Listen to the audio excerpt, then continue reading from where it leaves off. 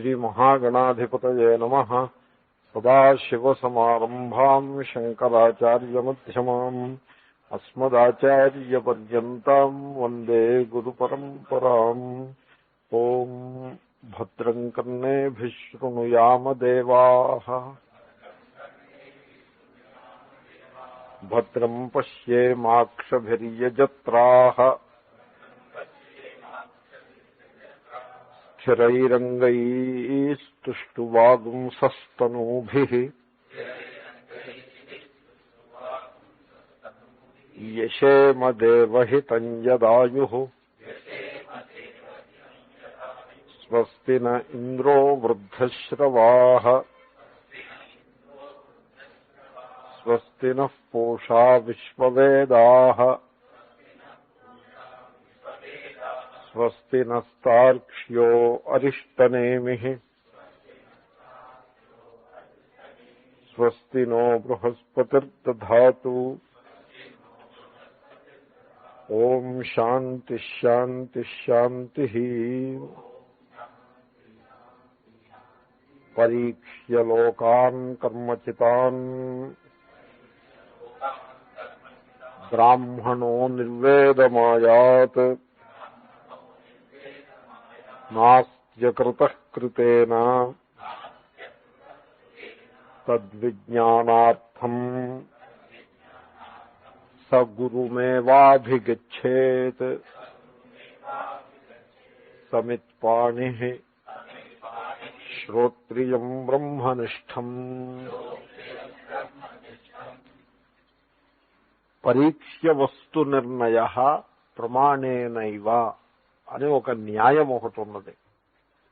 వస్తువు యొక్క నిర్ణయం, వస్తువు అంటే యథార్థ స్థితి, ద ట్రూత్, ద రియాలిటీ, దానిని నిశ్చయించడానికి మీరు ప్రమాణాన్ని వాడాల్సి ఉంటుంది. ప్రమాణము అంటే జ్ఞాన సాధనము. జ్ఞానము యొక్క సాధనము కంటితో చూసేనా వస్తువును నిర్ణయించాలి. అలాంటి వస్తువు అయితే చెవితో వినైనా ఒక దాని యొక్క స్వరూపాన్ని నిర్ణయించాలి, లేక మనస్సుతో ఆలోచించేనా నిర్ణయించాలి, లేదా శృతి వాక్యాన్ని అవగాహన చేసుకునేనా వస్తువు నిర్ణయం చేయాలి. ఈ విధంగా ప్రమాణాలు ఇవే. ప్రత్యక్షము, అనుమానము, శబ్దము, మూడు ప్రమాణాలు. ప్రత్యక్ష అనుమాన గోచరమైన విషయాల్లో ఆ ప్రమాణాలని మనం వాడుకోవాలి. కొన్ని ఆత్మస్వరూపం విషయంలో ప్రత్యక్ష అనుమానాలు అవి పనికిరావు కనుక శబ్ద ప్రమాణాన్ని ఆధారంగా చేసుకుని అప్పుడు కూడా బుద్ధిశక్తిని వినియోగించి తెలుసుకోవాల్సి ఉంటుంది. శబ్ద ప్రమాణం కూడా బుద్ధితోటే ఉపయోగించే ప్రమాణం, జ్ఞాన సాధనం. సో ఆ విధంగా పరీక్ష్య వస్తు నిర్ణయ ప్రమాణేనైవ అనే న్యాయాన్ని అనుసరించి చక్కగా లోతుగా తరచి చూచి పరీక్ష అంటే అది అర్థం. ఆ విధంగా వస్తువును నిర్ణయం చేయాలి. కానీ ఏదో లోకానుసారంగా శృతానుశ్రుతంగా వాళ్ళు ఏదో విన్నారు, వాళ్ళు చెప్పింది మనం విన్నాం, మనం చెప్పింది తర్వాత వాళ్ళు విన్నారు, అలాగా అంధ పరంపరగా వస్తు నిర్ణయాన్ని చేయటానికి వీల్లేదు. లోకంలో అలాగే ఉంటుంది. అంచేతనే శృతి చెప్తుంది. ఒక ఆయన సత్యనారాయణ వ్రతం చేసుకునేవారు. ప్రతి సంవత్సరం ఏదో కార్తీక పౌర్ణమి నాడు సత్యనారాయణ వ్రతం చేసేవారు, సంవత్సరానికి ఒకసారి. ఆ సత్యనారాయణ వ్రతం చేసే రోజున బుట్టలో పిల్లిని వేసి సత్యనారాయణ వ్రతం చేసేవారు. అంటే ఓ పిల్లిని ఒకదాన్ని పట్టుకొచ్చి, ఆ పిల్లి ఉండేది కదా వాళ్ళ ఇంట్లో, ఏదో మొత్తానికి పిల్లిని ఒకదాన్ని పట్టుకొచ్చి దాన్ని బుట్టలో వేసి, అంటే దాన్ని బుట్ట కింద పెట్టడం అనమాట, సత్యనారాయణ వ్రతం చేసేసి మళ్ళీ విడిచిపెట్టేసేవారు. ఎందుకంటే ఈ బుట్టలో పిల్లి వేయడం ఏమిటిది అని అడిగితే మా నాయనగారు అలా చేసేవారు. వారి నాయనగారు అక్కడే ఉన్నారు. అయ్యా ఏమిటండి బుట్టలో పిల్లి రహస్యం ఏమిటండి అంటే మా నాయనగారు అలా చేసేవారు అని ఆయన చెప్పారు. సో ఏమిటండి బుట్టలో పిల్లి అనవసరం అండి, సత్యనారాయణ వ్రతానికి దానికి సంబంధం ఏం లేదంటే మా వంశాచారం అలా ఉంది. సో అలా అది పద్ధతి కాదు. ఇది ఎక్కడి నుంచి వచ్చిందంటే ఈ బుట్టలో పిల్లి రహస్యం ఏంటంటే వీళ్ళ ముత్తాత గారో ఆ పై ఆయనకో పిల్లి అంటే భయం. ఆయన క్యాట్ ఫోబియా, ఒక్కొక్కరికి ఒక్కొక్క ఫోబియా. వాళ్ళ ఇంట్లో అప్పుడు పిల్లి ఒకటి తిరుగుతూ ఉండేది. నేను వ్రతం చేసుకుంటూ కూర్చున్నప్పుడు ఈ పిల్లి వచ్చినట్లయితే నా మనస్సు అంతా కలత చెందేస్తుంది గనక ఆ మిగతా సందర్భాల్లో తిరిగిన ఆ వ్రతం చేసే టైంలో ఆ పిల్లి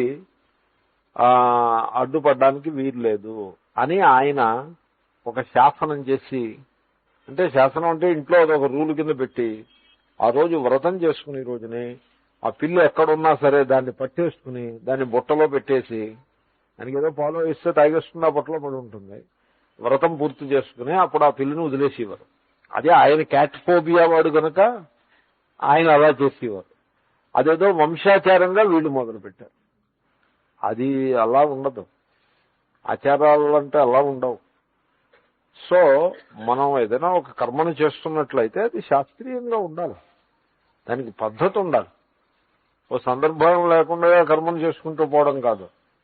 సో ఎనీవే, పరీక్ష్య వస్తు నిర్ణయ ప్రమాణేనైవ. దీని మీద శంకర్లు మంచి అవతారిక ఒక్కటే వాక్యం ఉన్నాము. అథేదానీం అస్మాత్ సాధ్య సాధన రూపాత్ సర్వస్మాత్ సంసారాత్ విరక్తస్య పరస్యాం విద్యాయాం అధికార ప్రదర్శనార్థం ఇదముచ్యతే. అథ అంటే తరువాత, తరువాత అని అథ ప్రయోగం ఎందుకు చేశారంటే అక్కడికి అపర విద్య స్వరూపము, దాని చేత పొందదగిన వివిధ ఫలములు, ఆ ఫలములలో కల్లా సర్వోత్కృష్టమైన హిరణ్య గర్భస్థానము అంతా నిరూపణ అయిపోయింది. అక్కడికి ఆ టాపిక్ పూర్తయింది. New topic is being started. ఆ ఫౌండేషన్ మీదే, అంతకుముందు ఫౌండేషనే, బట్ న్యూ టాపిక్, పరావిద్య యొక్క స్వరూప నిరూపణం ఆరంభం అవుతోంది. అందుకోసం అథ తరువాత, ఇదానీం ఇప్పుడు అంటే అపర విద్యా నిరూపణమైన తరువాత ఇప్పుడు పరవిద్యా స్వరూపాన్ని చెప్పబోతున్నారు. పరస్యాం విద్యాయాం అధికార ప్రదర్శనార్థం. పరావిద్య చెప్పాలి అంటే అధికారికి చెప్పాలి. అధికారి అంటే యోగ్యత గలవాడు. యోగ్యత లేని వాడికి చెప్పకూడదు. యోగ్యత లేని వాడికి ఏం చెప్తాం? ఇప్పుడు పుష్కరాలకు వెళ్ళారనుకోండి, అక్కడ అందరూ భక్తులు ఉంటారు. అక్కడ ఆ పాంచాల మీద నిలబడి ఇంకక్కడి నుంచి వేదాంతోపన్యాసం అని మొదలుపెట్టామనుకోండి, 10 మంది చేరతారు చుట్టూ, కానీ దానివల్ల ఏం ప్రయోజనం ఉండదు. ఎందుకంటే అక్కడ కర్మయోగ్యత, కర్మ చేసుకోవడం కోసం వచ్చారు. పూజ్య స్వామీజీ ఓ సలహా ఒకటి నాకు ఇచ్చారు. ఏమని? ఎప్పుడు దేవాలయాల్లో ఉపన్యాసం చెప్పొద్దు అని సలహా ఇచ్చారు. నేను శైలోస్బర్గ్లో ఉండగా ఎక్కడి నుంచో వచ్చాను నేను. ఏమండి స్వామీజీ ఎక్కడి నుంచి వస్తున్నారు ఏంటన్నారు. చికాగో నుంచి వస్తున్నానండి అన్న. ఏం చేశారు ఏమిటి చికాగోలో అన్నారు. అంటే చికాగోలో 1 వీక్ క్లాసెస్ అయ్యాయి. అలాగా ఎక్కడ జరిగాయంటే శివ విష్ణు టెంపుల్లో జరిగాయి. మంచిది, మీరు ఏదో చేసి వచ్చారు, సంతోషం. I don't want to say anything about it. ఇప్పుడు భవిష్యత్తులో మటుకు దేవాలయాల్లో ఉపన్యాసం చెప్పొద్దు. ఎందుకంటే తప్పేంగా చెప్పడంలో we are not in principle against it, we are not that way against. దేవాలయాల్లో జనులు టెంపుల్ క్రౌడ్ అని అంటారు. టెంపుల్ క్రౌడ్ అంటే అది క్యారెక్టరిస్టిక్ క్రౌడ్. సో వాళ్ళు ఏదో దేవుణ్ణి పూజాధికం చేసుకుందుకు అక్కడికి వచ్చారు, కానీ ఈ వస్తు పరీక్ష కోసం రాలేదు అక్కడికి. వాళ్ళ దృష్టి ఈ పరీక్ష మీద ఉండదు. ఆత్మస్వరూపం అనగానేమి, ఈశ్వరుడు అనగానేమి, ఈ మాటలన్నింటికీ అక్కడ ఏమీ లేదు. ఏదో ఒక గతానుగతికో లోక అని ఓ న్యాయం ఒకటి ఉంది. లోక అంటే మనుష్యుడు గతానుగతిక, ఇంతకు ముందు వాళ్ళు ఇలా వెళ్ళారు నేను అలాగే పోతాను అనే ధోరణిలో ఉంటాడు తప్పిస్తే కొత్త పంథానిలోకి అడుగు పెట్టడానికి ఉత్సాహం చూపించరు. లోక స్వభావం అది. కనుక దేవాలయాల్లో ఉపన్యాసం మొదలెట్టామనుకోండి, ఆ కమిటీ మెంబర్స్ కి చికాకుగా అనిపిస్తుంది, పూజారులకు అయితే పక్కా చికాకు అనిపిస్తుంది. ఈయన ఎక్కడ స్వామి అండి బాబు, వచ్చి మా పనికి అడ్డుపడుతున్నాడు ఈయన, వచ్చి దండం పెట్టి అవతలకి పోక మా పనికి అడ్డు వస్తాడేటీనా అని వాళ్ళు చికాకు పడతారు. మనం మరీ పెర్సిస్ట్ చేస్తే చెప్తారు కూడా, స్వామీజీ మీరు ప్లీజ్ బీ అవే అని కూడా చెప్తారు వాళ్ళు. ఎందుకంటే వాళ్ళకి మనం అడ్డు వస్తాం. సో అక్కడ అధికారము అన్నది ఇంపార్టెంట్. యోగ్యత చూసుకుని పాఠం చెప్పాలి, కానీ యోగ్యత లేకుండా దొరికిందే ఛాన్స్ అని మైకు పట్టేసుకుని అలా వీళ్ళు క్యాప్టివ్ ఆడియన్స్ అంటారు. సో ఇంక అలా చెప్పుకుంటూ పోవడం అది పద్ధతి కాదు. సో పరావిద్యకి అధికారం ఉన్నవాడికే దాన్ని చెప్పాలి. ఎవరికి అధికారము? విరక్తస్య. చాలా ప్రధానమైన అధికారం. వైరాగ్యం గలవాడికి అధికారం. వైరాగ్యం లేదు, ఇంకా ఏవో కొన్ని భోగాలు ఉన్నాయండి, ఏదో ఇంకా కొన్ని పనులు ఉన్నాయి అని ఆ భోగవాసన ఉన్నటువంటి వ్యక్తి ఉన్నాడు అనుకోండి, ఆయన అలా బలవంతం పెట్టేసి నేను నీకు గీత చెప్పేస్తాను, ఉపనిషత్తులు చెప్పేస్తానంటే అది వర్కౌట్ కాదు. You can give an advice. అయినా ఈ పనులు ఇలా ఉంటూనే ఉంటాయి, అది ఎండ్లెస్ అయ్యా, ఏదో కొంత ఆత్మస్వరూపాన్ని గురించి తెలుసుకో. శ్రీకృష్ణుడు భగవద్గీతని ప్రపంచం అంతా కూడా కొనియాడుతున్నారు, నువ్వు కూడా గమనించి ఏముందో ఒకసారి చూడు, తొంగి చూడు దాంట్లోకి ఒకసారి అని సలహా చూదిలేయాలి. కానీ ఊరికే పెర్సిస్ట్ చేయకూడదు. ఎందుకంటే హృదయంలో వైరాగ్యం లేని వాడికి ఈ పాఠము, ఈ బోధ, ఇది ఎందుకు ఉత్సాహం ఉండదు. కాబట్టి విరక్తస్య, వైరాగ్యం గలవాడికే ఈ యోగ్యత. దేని యందు వైరాగ్యము అంటే ఏదో ఈ చిన్న కోరికల మీద వైరాగ్యం, వాటి మీద వైరాగ్యం, అలాంటి పిసరంత వైరాగ్యం కాదు. కాశీ వెళ్ళి వదిలిపెట్టి వచ్చారని ఇలాగే ఉంటుంది. గతానుగతికో లోక అంటే కాశీ వెళ్ళి బెండకాయ వదిలిపెట్టాను, దొండకాయ వదిలిపెట్టాను, మామిడికాయ వదిలిపెట్టాను, ఎందుకు ఇవన్నీ వదిలిపెట్టడం అనవసరం. ఏమిటి కాశీ వెళ్ళి వదిలిపెట్టడం ఏమిటి? గతానుగతికో లోక. కాశీ వెళ్ళినా వెళ్ళకపోయినా కామ క్రోధ లోభ మోహమద మాత్సర్యాలని విడిచిపెట్టాలి. దీనికోసం కాశీ వెళ్ళాలా ఏమి? ఇప్పుడు బెండకాయ సాత్విక ఆహారమా కాదో చూసుకోవాలి. సాత్విక ఆహారం అయితే విడిచిపెట్టక్కర్లేదు, ఇర్రెస్పెక్టివ్ ఆఫ్ కాశీ. సాత్విక ఆహారం కాకపోతే without Kashi also we should leave it. అంటే మన వాళ్ళు ఎందుకు పెట్టారంటే కొంత త్యాగ బుద్ధి వీడికి నేర్పుదామని. మరీ లంపటంలో పడిపోయి ఉంటాడు సంసారి, కొంచెం త్యాగ భావన నేర్పుదాము అనే అభిప్రాయంతో అలా అన్నారు. So anyway, so the point is ఏదో పిసరంత విధులు పెట్టడం కాదు. త్యాగము, వైరాగ్యము, త్యాగము అంటే పర్సు తీసి ఓ పైసా, ఓ 5 పైసలు, 10 పైసలు, దాన్ని త్యాగం అనరు. మరి త్యాగం అంటే పర్సు అంతా వదలు పారేయడం పేరు త్యాగం అంటారు. That is how it is. కాబట్టి అదే అంటున్నారు శంకరులు, అస్మాత్ సంసారాత్ విరక్తస్య సాధ్య సాధన రూపాత్ సంసారాత్ విరక్తస్య. ఏదో ఒక గోల్ పెట్టుకోవడం, ఆ గోలుని రీచ్ అవటం కోసం ఒక కర్మని చేస్తూ ఉండటం సాధ్య సాధన. It's an endless journey, endless road. మీరు సాధ్య సాధన రోడ్ ఎక్కారంటే ఆ రోడ్ ఈ జన్మంతా అయిపోతుంది, ఆ రోడ్డు ఇంకా అలాగే ఉంటుంది. టిబెట్ లో ప్రయాణం చేసినట్టే. అది ఏం తెగిలి రోడ్డు కాదు అది. ఈ జన్మ అయిపోయింది కదా పోనీ అక్కడికైనా తెగులుతుందా అంటే నో. ఈ road it continues in the next birth also. ఇలా మిలియన్స్ ఆఫ్ బర్త్స్ నుంచి వస్తుంది, ఈ పైన కూడా వస్తూనే ఉంది. మనిషి he always tries to achieve something he has to achieve. Why should you achieve? Why should you achieve something? What is this relentless pressure to achieve something? Why? ఆశ్చర్యం వేస్తుంది. నేను ఇప్పుడు ఇలాంటివన్నీ కూడా నాలో నేను చింతన చేసుకుంటూ ఉంటా. నాకు ఆశ్చర్యం అనిపించింది పైకి చెప్తా. తీరా విన్న వాళ్ళకి మరి ఇది ఆశ్చర్యం అనిపించిందో లేదో నాకు డౌట్ వస్తూ ఉంటుంది. వాళ్ళే అనిపిస్తే అనిపించింది, లేకపోతే లేదని చెప్తూ ఉంటా.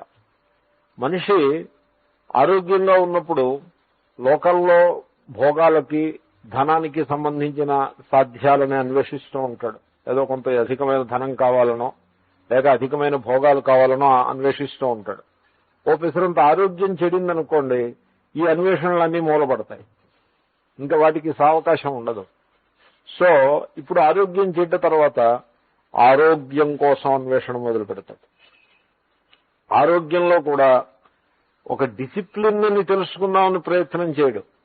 డిసిప్లిన్కి తిలోదకాలు ఇచ్చేసి ఎలాగోలాగా మ్యానిపులేట్ చేద్దామని ట్రై చేస్తాడు. ఇప్పుడు హార్ట్ ప్రాబ్లం వచ్చిందనుకోండి, హార్ట్ ప్రాబ్లం వచ్చిన వాడు ఏం చేయాల్సి ఉంటుంది? మొట్టమొదటి మంత్రజపం ఒకటి చేయడం మొదలుపెట్టాలి. అంతవరకు చేసినా చేయకపోయినా రోజు ఈశ్వరుణ్ణి ధ్యానం చేయటం అనేది నేర్చుకోవాలి. ఎవరైనా మహాత్ముల దగ్గరికి వెళ్ళి కొంత వేదాంతం వింటూ ఉండాలి. వేదాంతం వింటూ ఉంటే హార్ట్ కొంత సూదింగ్ గా ఉంటుంది. Heart it is entirely controlled by emotional management, emotional structure. మనుషుల ఇమోషనల్ స్ట్రక్చర్ చాలా గడబిడగా ఉంటుంది. వెరీ స్ట్రాంగ్ ఇమోషన్స్ కలిగి ఉంటారు. అవి they will have a very undesirable impact on the heart. కాబట్టి ఇమోషనల్ మేనేజ్మెంట్ నేర్చుకోవాలి అంటే ఓ మహాత్ముల దగ్గర కూర్చోవాలి. అసలు ముందు మహాత్ముల దగ్గరికి వెళ్ళి గంటన్నర కూర్చుంటే మనస్సు ప్రసన్నంగా తయారవుతుంది. ఆ మహాత్ముల సన్నిధిలో ఆ మహిమ ఉన్నది. దానికి తోడుగా ఒక గీత లేక ఉపనిషత్ ప్రవచనం ఉన్నట్లయితే దానికి ఇంకా వాల్యూ పెరిగిపోతుంది. That they have to do. సంసారం నందు వైరాగ్యాన్ని పెంచుకోవాలి. ఇంట్లో వాళ్లతోటి పెద్ద ఎక్కువ ఆసక్తి పెట్టుకోకుండా వానప్రస్థాశ్రమంలోకి వచ్చేసేయాలి. ఇవన్నీ చేస్తూ ఉంటే హార్ట్ గురించి బెంగ పెట్టుకోవడం మానేయాలి. Heart is like any other limb of the body. Heart Swami Labdhanandaji ఓ మాట అన్నారు నాతోటి, హార్ట్ అటాక్ వచ్చిన వాడంత అదృష్టవంతుడు వాడే కానీ ఇంకోహళ్ళు లేడన్నారు. ఏమంటే ఏ అనాయాసేన మరణం, sudden death, that is a greatest boon, that is there only for heart patients. మరి ఎవరికి లేదు ఈ వరం. కాబట్టి హార్ట్ ప్రాబ్లం ఉన్నవాళ్ళు పరమేశ్వరుడికి కృతజ్ఞతని తెలిపి లై బ్యాక్, రిలాక్స్డ్, ఈశ్వరుణ్ణి శరణాగతి చేసి లై బ్యాక్. ఎందుకంటే అనాయాసేన మరణం వినా దైన్యైన జీవనం. దైన్యం అక్కర్లేకుండా జీవించడం బతుకున్నంతకాలం. మరణం వచ్చేప్పటికి సునాయాసంగా మరణించడం, ఇంతకంటే భాగ్యం ఇంకేం లేదు. Be happy. భగవంతుని తిట్టద్దు, ఎవరిని తిట్టద్దు. Be happy. Take care of the body. Do some జపం. అండ్ మహాత్ముల శుశ్రూష, శ్రవణ. శుశ్రూష అంటే పరిచర్యని కాదు అర్థం, శ్రవణం. శ్రవణం చేసుకుంటూ పరమేశ్వరుణ్ణి స్మరిస్తూ ఇంట్లో వాళ్ళకైనా చేయగలిగిన సేవ, ఏదైనా ఆఫీసరంత సేవ ఉంటే ఇంట్లో వాళ్ళతో ఇంట్లో వాళ్ళకి కూడా చేయాలి, ఊళ్ళో వాళ్ళకే కాదు. సేవ చేసుకుంటూ హాయిగా ప్రసన్నంగా బతికేయడం మహాభాగ్యం అది. కానీ మనిషి he doesn't do that. He doesn't do that. This kind of discipline, very few fortunate people get a chance of such a discipline. He doesn't do that. ఏం చేస్తాడు? హార్ట్ స్పెషలిస్టులు, హార్ట్ ఇన్స్టిట్యూట్లు వీటినన్నింటినీ మ్యానిపులేట్ చేయడం ప్రారంభిస్తాడు. వాటి చుట్టూ తిరగడం ప్రారంభిస్తాడు. డాక్టర్లు ఏవో చేసేదో చేస్తారు, వాళ్ళని ఉపాసన, ఆ డాక్టర్లని ఉపాసన చేస్తూ ఉంటాడు. ఆ డాక్టర్లని, ఆ ఇన్స్టిట్యూట్లని ఉపాసన చేస్తాడు. దానివల్ల ఏమీ nothing much is achieved. So జీవితంలో ధనము ఒక సాధ్యంగా ఉండేది, అది వెనక్కి వెళ్తుంది. భోగాలు సాధ్యాలుగా ఉండేవి, అవి పక్కకి వెళ్తాయి. హార్ట్ ఇన్స్టిట్యూట్లు, హార్ట్ డాక్టర్లు, ఇన్సూరెన్స్లు, మనం ఇచ్చిందంతా వాడి ఇచ్చిందంతా, ఈ క్యాల్కులేషన్స్, ఇవి కొత్త కొత్త సాధ్యాల కింద ఇవి తయారవుతాయి.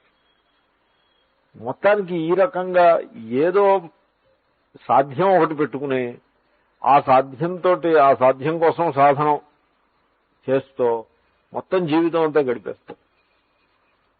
కొంతమందికి చచ్చిపోయిన తర్వాత తన దేహాన్ని పెట్టి ఒకటి ఉంటుంది చూడండి, అది ఒక సాధ్యం కింద ఉంటుంది. దానికి ఇప్పటి నుంచి ఏమో డబ్బులు కట్టడం, మంత్లీ ఇన్స్టాల్మెంట్స్, చచ్చిపోయిన తర్వాత దాని గురించి అది కూడా ఒక సాధ్యమే. పిచ్చి, ఎవడి పిచ్చి వాడిది. ఇంకో కొంతమందికి ఏమిటి, నేను చచ్చిపోయిన తర్వాత నా కొడుకులు వీళ్ళు శ్రాద్ధం పెడతారో పెట్టరో అని అదొక సాధ్యం. ఈ విధంగా man has to achieve something. Why? చాలా మౌలికమైన ప్రశ్న మీరు వేసుకోండి. Why you should achieve something? Why anybody should achieve anything?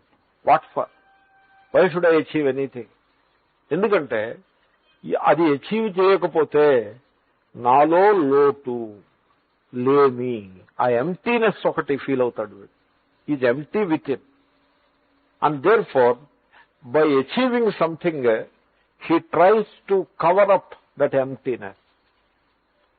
ఈ ప్రయత్నం చేస్తున్నంతసేపు ఆ ఎంప్టీనెస్ ని, బాహ్యమైన విషయములను సంపాదించటం ద్వారా కవరప్ చేసే ప్రయత్నం వీడు చేస్తున్నంత కాలం ఆ ఎంప్టీనెస్ అలాగే ఉంటుంది, అది కవర్ అవ్వదు. This is the secret of the personality.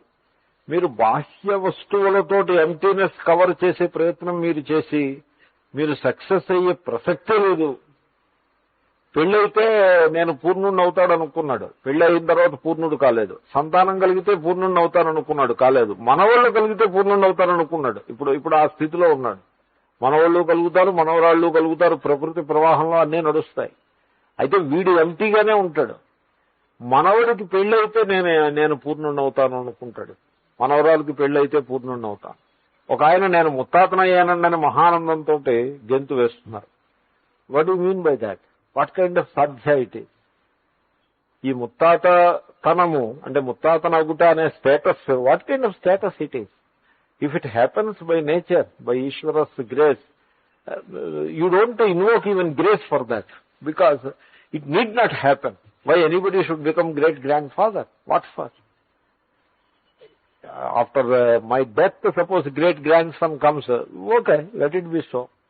What kind of a goal it is? Silliest possible goal. ఎందుకు మనిషి ఈ విధంగా అర్థం లేని సాధ్యముల వెంట ఎందుకు పడతాడు అంటే, there is only one answer. He is empty within.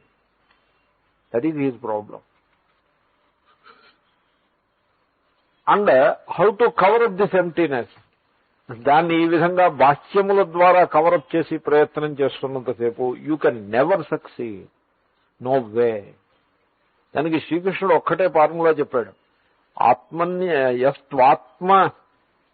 యస్త్వాత్మరతి ఆత్మన్యేవ చ సంతుష్టః తస్య కార్యం న విద్యతే, యస్త్వాత్మరతిరేవ స్యాత్ ఆత్మతృప్తశ్చ మానవః ఆత్మన్యేవ చ సంతుష్టః తస్య కార్యం న విద్యతే. లోపల ఎంప్టీనెస్, దీన్ని ఫిలప్ చేయడానికి బయట నుంచి మ్యానిపులేట్ చేయాలి అనేటువంటి వాడు ఈ జన్మే కాదు కోటి జన్మలైనా కూడా ఆ కర్మ ప్రవాహంలో పడి కొట్టుకుపోతూ ఉంటాడు. కర్మ అంటే పుణ్యము పాపము mixture, it's a mixed bag. కానీ ఎవడైతే one who cares to examine that emptiness, తన హృదయంలో ఉన్నటువంటి ఈ ఎంప్టీనెస్ దాన్ని ఎగ్జామిన్ చేస్తుంది. అంటే అర్థం ఏంటి? he stops running after the outward things to fill this vacuum. ఈ vacuum ని ఫిల్ చేయడానికి బాహ్య భోగములు లేక ధనాదులు లేకపోతే కొడుకులు కోడళ్ళు మనవళ్ళు మొదలైనవి ఇవన్నీ, లేకపోతే పుణ్యము లేకపోతే స్వర్గాదులు ఇవేవో వచ్చిన హృదయంలో ఉండే vacuum ని ఫిలప్ చేస్తాయి అనే భ్రాంతి నుంచి బయటపడిపోతాడు. వాడికి విరక్తుడు అని పేరు.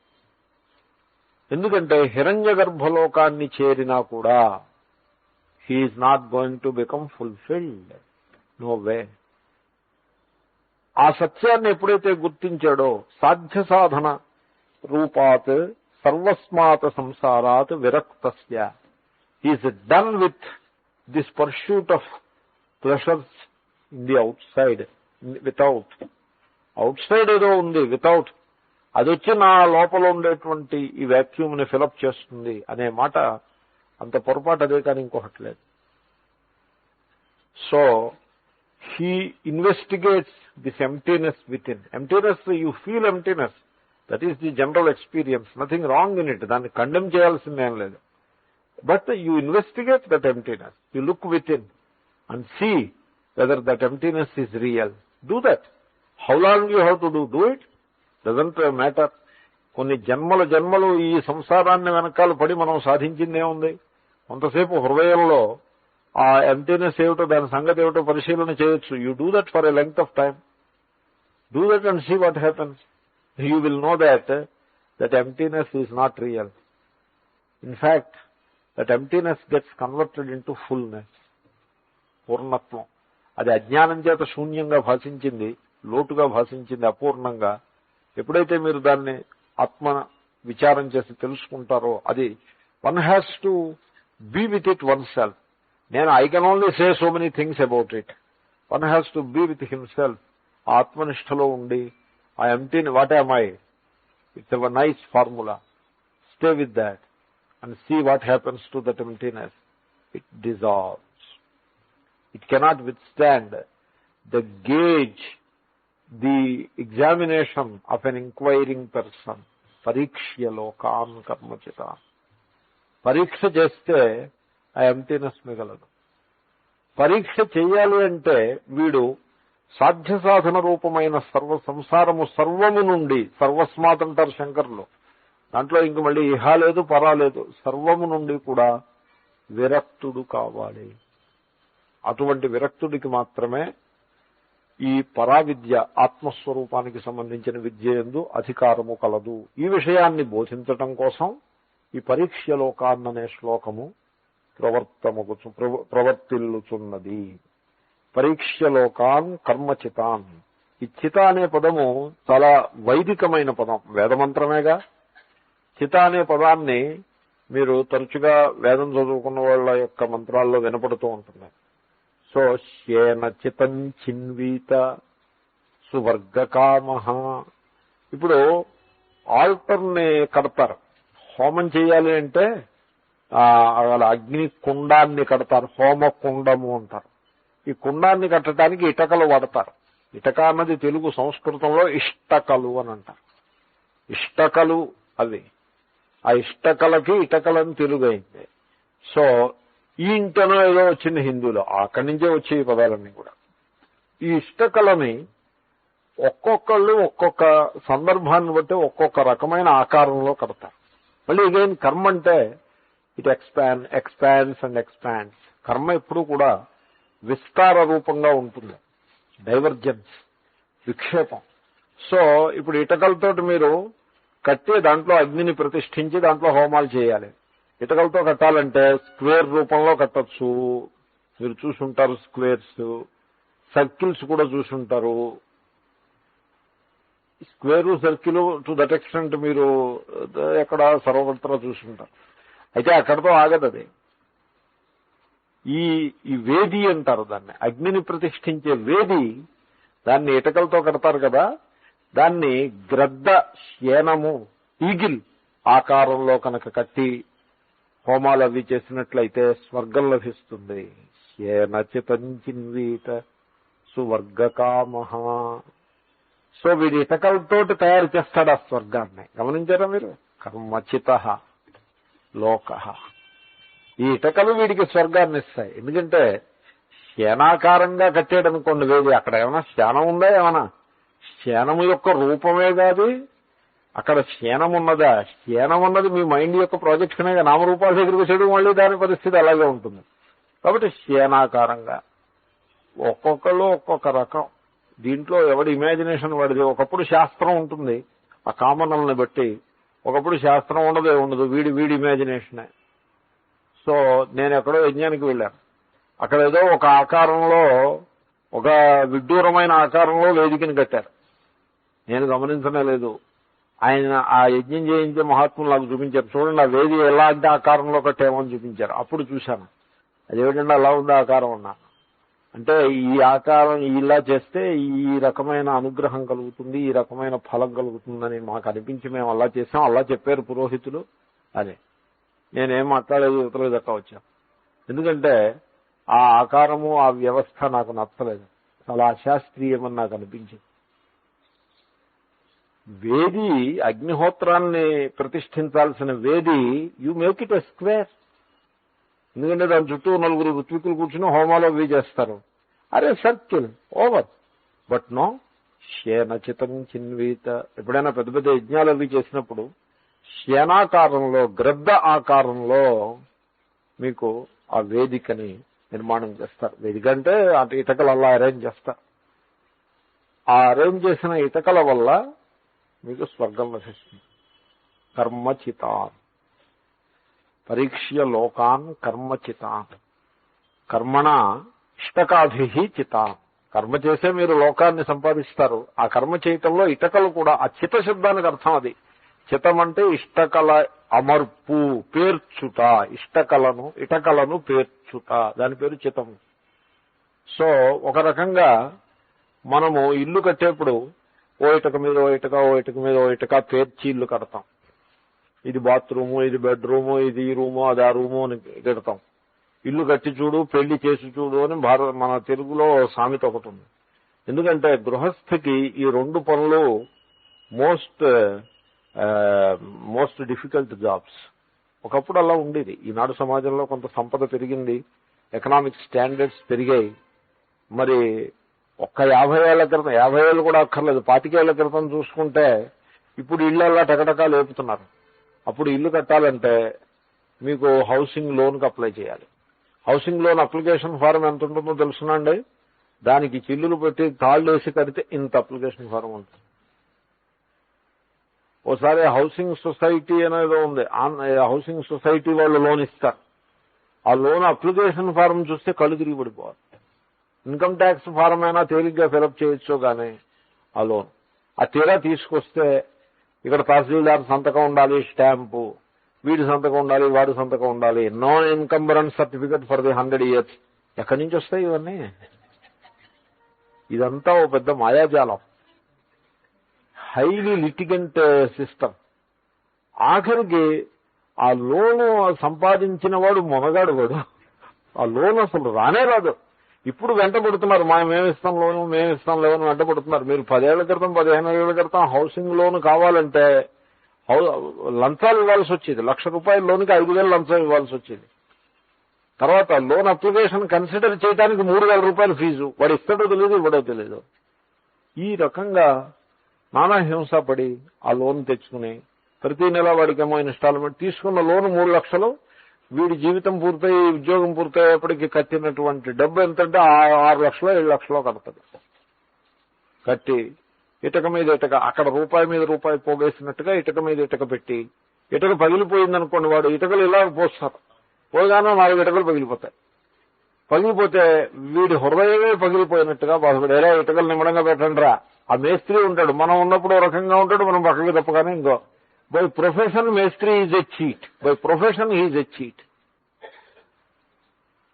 సో ఇలా ఇటుక మీద ఇటుక పెట్టి, ఇగో ఇది బాత్రూము, ఇది బెడ్రూము, ఇది డ్రాయింగ్ రూము, ఇది నా ఇల్లు, నేను కట్టుకున్న ఇల్లు, దానికి అద్దెకి ఇవ్వాలి. ఎవరికైనా అద్దె కావాలి కదా, అద్దెకి ఇవ్వాలి.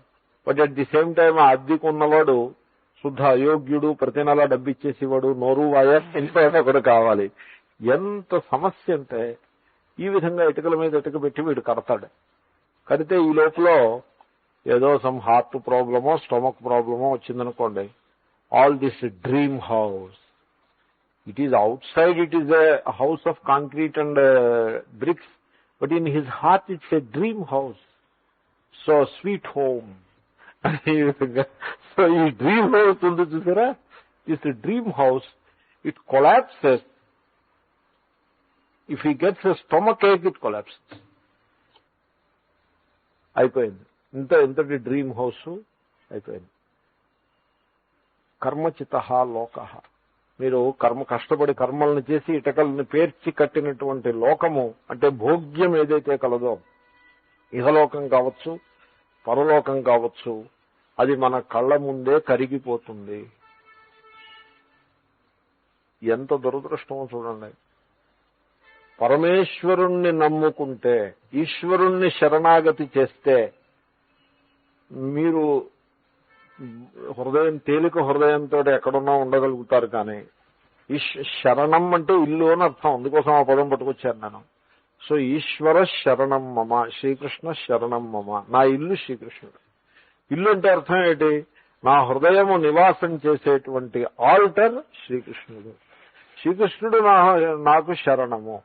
స్వంతింట్లోనే ఉండొచ్చు, స్వంతింట్లో ఉన్నప్పుడు, కానీ శ్రీకృష్ణుని యందు మనం ఇమోషన్స్ ని ఇన్వెస్ట్ చేసి, పరమేశ్వరుని యందు ఇమోషనల్ స్ట్రక్చర్ ని ఇన్వెస్ట్ చేస్తే అది సేఫ్ గా ఉంటుంది. ఒకవేళ ఆరోగ్యం లేదు, హాస్పిటల్లో తీసుకెళ్లి పెట్టారనుకోండి, అక్కడ కూడా శ్రీకృష్ణ శరణం మమ. శ్రీకృష్ణుడు మన హృదయంలోనే ఉంటాడుగా, ఎక్కడ బయట ఉన్నాడు. కాబట్టి హాస్పిటల్లో ఉన్నా శ్రీకృష్ణుడే, ఇంట్లో ఉన్నా శ్రీకృష్ణుడే. ఆ ఇల్లుదారిని అది ఉంటుంది. ఎప్పటికైనా మనం దాన్ని విడిచిపోక తప్పదు. ఒకప్పుడు మనం ఉండగానే ఆ ఇల్లు మన విడిచిపోతుంది. ఏమిటేమిటో అంతా ఈ సంసారం యొక్క గతిని హూ కెన్ డిస్క్రైబ్ ఇట్? శ్రీకృష్ణుడు అంటాడు, గహనా కర్మణో గతి. ఆయన కర్మగతి ఇలా ఉంటుంది, అలా ఉంటుంది, మళ్ళీ ఏడాది ఎలా ఉంటుందో ఆపోయేడాది. ఆయన అన్ని మాటలు ఏం చెప్పలేదు. గహనా కర్మణో గతి.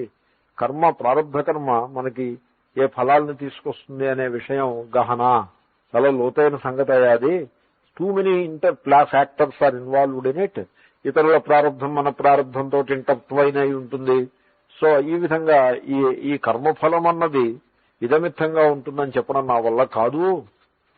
కాబట్టి నాకు రేపు నా ప్రారంభ కర్మ ఎలా ఉంటుంది, మళ్ళీ ఏడాది ఎలా ఉంటుంది, ఆపై ఏడాది ఎలా ఉంటుంది, ఆ రకమైన విచారం నువ్వు చేసి నువ్వు తేలిదేం కాదు. అది నువ్వు చేసి ఉపయోగపడే విచారం ఏమిటంటే, ఆత్మస్వరూపుడవైన నీకు కర్మతోటి గల సంబంధం ఎట్టిది, అది నువ్వు సెటిల్ చేస్తే నువ్వేమైనా బాగుపడతావు. గాని రేపు కర్మ ఫలం ఎలా ఉంటుంది, సంవత్సరం తర్వాత కర్మ ఫలం ఎలా ఉంటుంది అని దాన్ని you are not going to settle that one way or the other.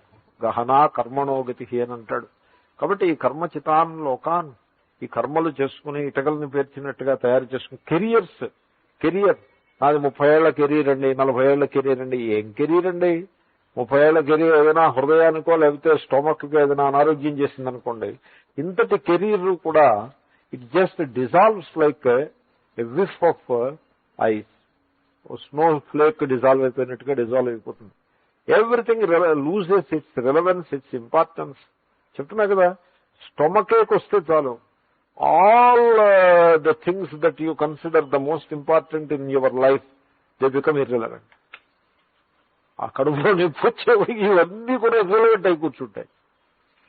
కడుపులో నొప్పి వచ్చినప్పుడు స్టాక్ మార్కెట్ ఏజెంట్ వచ్చి ఏమన్నా ఈ స్టాక్ పెరుగుతుందంటే ఉండవా నీ స్టాక్ నువ్వు నాకు ఇక్కడ కడుపులో నొప్పి stock becomes irrelevant really. So కనుక పరీక్ష లోకాన్ కర్మచిత, ఈ ఇటకల్ని పేర్చి కట్టినట్టుగా ఈ పుణ్యం కూడా ఇటకలే. పుణ్యం కూడా అలాగే. ఇగో ఈ తీర్థంలో స్నానం చేశాను, ఆ తర్వాత ఆ తీర్థంలో స్నానం చేశాను, ఈ పుష్కరము ఆ పుష్కరము అని ఇలాగా ఇంత పుణ్యం అంత పుణ్యం అని మీరు పుణ్యాన్ని పేర్చుకుంటూ పోయే అకౌంట్, కొంతమంది అకౌంట్ కూడా వేసుకుంటారు. ఊరికే వాళ్ళకి చేతనైన సమాచారాన్ని బట్టి అకౌంట్ వేసుకుంటారు. మనకు అనవసరం ఈ అకౌంట్. ఎందుకు వచ్చిన కొంతమంది జేబులో 100 రూపాయలు పెట్టుకుని దానికి అకౌంట్ వేసుకుంటారు. ఏ అకౌంట్ 100 రూపాయలు 100 వెయ్యో జేబులో పెట్టుకుని ఖర్చు పెడుతూ ఉండలే. జాగ్రత్తగా ఖర్చు పెట్టడం. ఖర్చు పెట్టేప్పుడు కాసస్గా లక్ష్మీ స్వరూపం, లక్ష్మీదేవి యొక్క అనుగ్రహం అని రూపాయి కూడా కేర్ఫుల్ గా ఖర్చు పెట్టడం. అయిపోయింది అసలు దానికి account. What you will do with that account, piece of paper and all that, over is over. So ఈ పుణ్యాలకి అకౌంట్లన్నీ మనకెందుకండి, పరమేశ్వరుడు వేసుకునే account. We are not interested in all that. So ఎందుకంటే కర్మఫలము అంత అశాశ్వతమైనది, అనిత్యమైనది. అదే కానీ మరొకట్లేదు. పరీక్ష చాలా ఇంపార్టెంట్. పరీక్ష చేయటం చేతనివ్వాలి. నేను నిన్న చెప్పానుగా, వ్యుత్థాన కాలము పరీక్షా కాలము అని పతంజలి మహర్షి అంటాడని. వ్యుత్థాన కాలము అంటే సంసార విషయాల్లో పడి కొట్టుమిట్టులాడి కాలము. పరీక్షాకాలం అంటే ఈ సంసారం ఏమిటి, దీని తస్సది ఇంతలా హింస పెట్టేస్తుంది ఈ సంసారం, what is its relevance, what I my, ఇది పరీక్షాకాలం. ఆ పరీక్ష మానవుడు చేసుకోవాల్సి ఉంటుంది. ఆ పరీక్ష చేసుకోకపోతే he becomes N unhappy guy in the final analysis. పరీక్ష లోకాన్ కర్మచితాన్. భాష్యకారులు పరీక్ష్యా యదేతద్ ఋగ్వేదాది అపర విద్యా విషయం స్వాభావిక్య విద్యా కామ కర్మదోషవత్ పురుషానుష్ఠేయం అవిద్యాది దోషవంతమేవ పురుషం ప్రతి విహితత్వాత్. ఆయన పరీక్ష చేసేస్తున్నారు. ఆయన శంకరులు పరీక్ష. నన్ను పరీక్ష చేయమంటే నేనేదో హౌస్ లోన్లు ఇవి అవి పెట్టి నేను నా సంస్కారాన్ని బట్టి నేను పరీక్ష చేశా. ఆయన పరీక్ష చూస్తే కళ్ళు తిరిగిపోయే పరీక్ష. ఆయన అంటారు, చూడు నాయన, ఋగ్వేదము, యజుర్వేదము, సామవేదము, అథర్వవేదము, శిక్షాకల్పం, వ్యాకరణం అని అపర విద్య పెద్ద లిస్ట్ ఉంది చూడండి. ఈ ఋగ్వేదాదులు ఇవి ఏం చేస్తున్నాయి? అపర విద్యా విషయం. అపర విద్య ఏదైతే కలదో దాని సబ్జెక్ట్ మ్యాటర్. ఋగ్వేదాది అపర విద్యా విషయం. ఋగ్వేదం, యజుర్వేదం మొదలైనటువంటి అపర విద్యలకి సంబంధించిన సబ్జెక్ట్ మ్యాటరు. ఏమిటా సబ్జెక్ట్ మ్యాటరు? కర్మానుష్ఠానము. అపరా విద్యలో చెప్తే ఏం చెప్తారు? ఈ కర్మం చేయి, ఆ కర్మం చేయి, ఈ కర్మం చేస్తే ఈ ఫలం, ఆ కర్మను చేస్తే ఆ ఫలం. అంతే కదండి. వేదములో 90% అలాగే ఉంటుంది. అంచేతనే శ్రీకృష్ణుడు వేదవాద రతాః పార్థ నాణ్యదస్తీతి వాదినః. ఏం వేదం అని చెప్పేసి ఏమన్నా మొహమాట పడతారండి? పరీక్షలో మొహమాటం ఉండదు. పరీక్ష చేసేప్పుడు ఇంక మొహమాటం ఏంటి? వస్తు నిర్ణయ ప్రమాణేనైవ. నో మొహమాటం. పరీక్షలో మొహమాటం అనేది ఉండదు. వేదంలో అర్థవాదులు ఉన్నాయి. అర్థవాదులు మీరు చూస్తే తెలుస్తుంది. సో ఆ కర్మలు ఎలా ఉంటాయంటే చాలా విడ్డూరంగా ఉంటాయి. ఈ ఫలం కావాలా, ఈ కర్మ చెయ్యి. ఇంకో ఫలం కావాలా, ఇంకో కర్మ చెయ్యి. ఇప్పుడు భార్యాభర్త ఉన్నారు, సంతానం లేదు. సంతానం ఉన్న వాళ్ళందరూ దిక్కుమాలిన సంతానం, దీంతో నానహింస పడుతున్నామని వాళ్ళేది హ్యాపీగా లేరు. సంతానం ఉన్న వాళ్ళందరూ కృతార్థులైతే వీళ్ళు ఒక్కళ్ళు కృతార్థులు కాలేదంటే పోనీ అనుకోవచ్చు. సంతానం ఉన్నవాళ్ళు ఆ సంతానంతో ఎంత హింస పడుతున్నారో అంత హింస పడుతున్నారు. సంతానం ఉన్నవాడు ఎవడు నేను ఫుల్ఫిల్ అని చెప్పిన మునగాడు ఎవడూ కానరాడు. వీళ్ళు వాళ్ళందరికీ ఉన్న సంతానం మనకి లేకపోయింది అని వీళ్ళకి బెంగ. దానికోసం ఓ కర్మ. నేను ఒకళ్ళకి నా దగ్గరికి అలాంటి వాళ్ళు వస్తే నేను చెప్పానమ్మా, ఏమిటి సంతానం ప్రాప్తి వల్ల సాఫల్యము అని అప్ టు ఏ పాయింట్ మనం అనుకోవచ్చు. ఆపేక్షికం అంటే relative. Up to a point you can stay with that idea. ఓ పాయింట్ వచ్చిన తర్వాత you should grow out of it. ఇంకా ఇప్పుడు ఏదో సందర్భం ఉంటుంది కదా, ఏదో డాక్టర్ దగ్గరికి వెళ్ళడమో లేకపోతే ఏదో దేవుళ్ళు పూజలు పునస్కారాలు up to some point you pursue it, go ahead and do it. ఎందుకంటే ముందే నేను 20 25 ఏటో 30 ఏటో నేను వైరాగ్యం బోధిస్తే అది వర్కౌట్ కాదు. So you pursue it. Now you reach a stage, you should come out of it, you should grow out of it. What do mean by సంతానం? కాతే కాంతా కస్తే పుత్ర. ఎవడేవాడికి కొడుకు అండి? అందరూ పరమేశ్వరుని సంతానమే. ఇంట్లో మళ్ళీ వీడు వాడికి కొడుకు, వాడు వీడి కొడుకు. క్యా బాత్ హై? This all silly, irrelevant. అంటే పరీక్ష చేయకపోవడం చేతను గతానుగతికోలోక అని ఏవో నోషన్స్ అలా పడి మనస్సులో పీడించేవే తప్పిస్తే సంతానం లేదు. అలా మొత్తం జగత్తులో ఉన్న పిల్లలందరూ మన సంతానమే, అందరూ ఈశ్వరుని సంతానమే. మనకి సంతానం ఏమిటి? మనం అంతటి మనగాళ్ళమా ఏమి? ఏదో ప్రకృతి ప్రవాహంలో అలా నడుస్తోందంతే. మనకి that biological thing is not there in our life. Let it be so. క్యా బడి బాత్ హై? He left it, they left it, they are the happiest couple. ఒకప్పుడు ఎన్ని చేస్తున్నా అన్ని హ్యాపీనెస్. స్వామీజీని ఇంటికి పిలిచారు, భిక్ష చేశారు, అన్ని చేశారు, పూజలు చేశారు, అన్ని చేశారు. ఏదో ఆఫీసరంతో వెలితి. ఏమిటా వెలితి అంటే పిల్లలు లేరు, అయిపోయింది. They have grown out of it. ఇంక ఇప్పుడు ఆ వెలితి లేదు, ఓవర్. వెలితి అన్నది, వెలితి అంటే లోటు అన్నది, it is an idea, it's not a reality, it's an idea అంతే. You hold on to that idea, therefore you have that deficiency. You ignore that idea, reject that idea, you don't have any deficiency. అది దాని సంగతి. అది అలా ఉంటుంది. ఈ సంసారం అన్నది అలా ఉంటుంది. ఇప్పుడు నేనున్నాను అనుకోండి, ఆశ్రమాలన్నింటికీ కార్లు ఉన్నాయి. ప్రతి ఆశ్రమం వాళ్ళ దగ్గర ఒక కారు 2 కార్లు ఉన్నాయి. మొన్న ఒక ఆశ్రమం కారుని ఎవడో తీసుకెళ్లి దేనికో ఏ గోడకో పెట్టేశాడు. దాంతో ఆ ఆశ్రమాధిపతులు దాంతో నానా హింస పడుతున్నారు.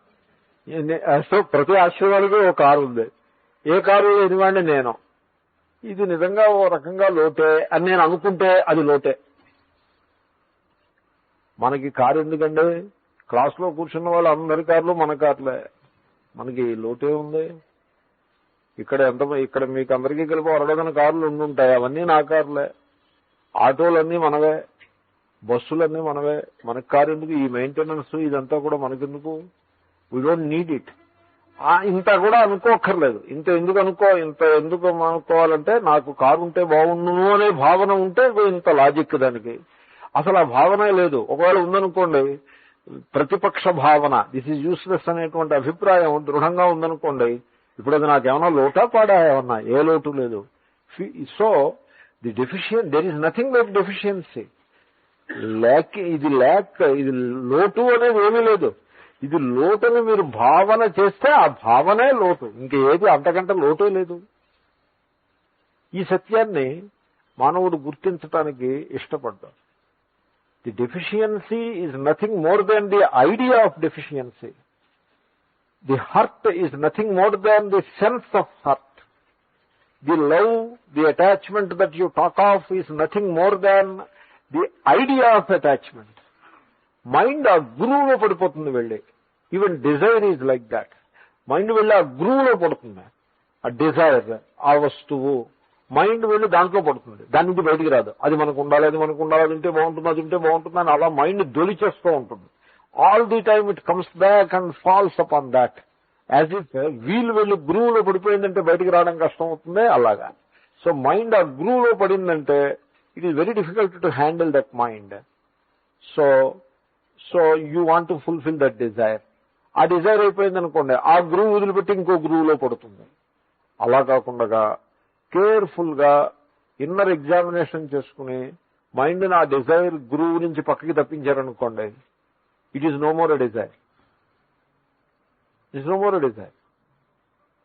ఆ గురువులో ఉండే దాన్ని అలాగే పర్సూ చేసేస్తుంటే it is a desire and you have to do something about it. It's a problem. అలా కాకుండా మైండ్ నా గురువులోంచి పక్కకి తప్పించారనుకోండి, ఏదో ఓంకారమో ఏదో జపం చేసో ఏదో చేసి over. There is no more desire. There is nothing more for you to suffer or to do something about. So ఈ విధంగా అన్ని ideas, wrong ideas, right ideas, whatever it is. Therefore ఈ కామనలు అనేవి అవిద్యా కామ కర్మ దోషవత్ పురుష అనుష్ఠేయం. ఈ కర్మ అన్నది ఎవడు అనుష్ఠించాలి? మనుష్యుడు అనుష్ఠించాలి. మానవ పురుష అనుష్ఠేయం. ఎటువంటి పురుషుడో తెలుసునండి? అవిద్య కామ కర్మ అనే దోషము కలిగిన పురుషుడు అనుష్ఠించాలి. ఇమాజిన్డ్ ఎంప్టీనెస్ నుంచి ఓ కామన బయలుదేరుతుంది. కాబట్టి ఆ దోషం ఎప్పుడైతే మనిషి హృదయంలో ఫిక్స్ అయిపోయిందో వాడు కర్మలు చేస్తూనే ఉండాలి. వాడి దారిని వాడిని వదిలిపెట్టేస్తే వాడు ధర్మం అధర్మం అన్ని కలగాపులగం చేసి ఆచరించిపోతాడని వేదం ఏం చేసిందంటే, నాయన ఈ మార్గంలో నీ కోరికల్ని తీర్చుకో అని ఒక వ్యవస్థను చేసి పెట్టింది. కాబట్టి ఋగ్వేదాది అపర విద్యా విషయం అంతా కూడా ఇలాగే ఉంటుంది. ఏదో వేదం చెప్పింది కదా ఈ కర్మ చేయమని అనే కారణం చేత ఆ కామన మంచిదని, ఆ అజ్ఞానం మంచిదనే అభిప్రాయం కాదు.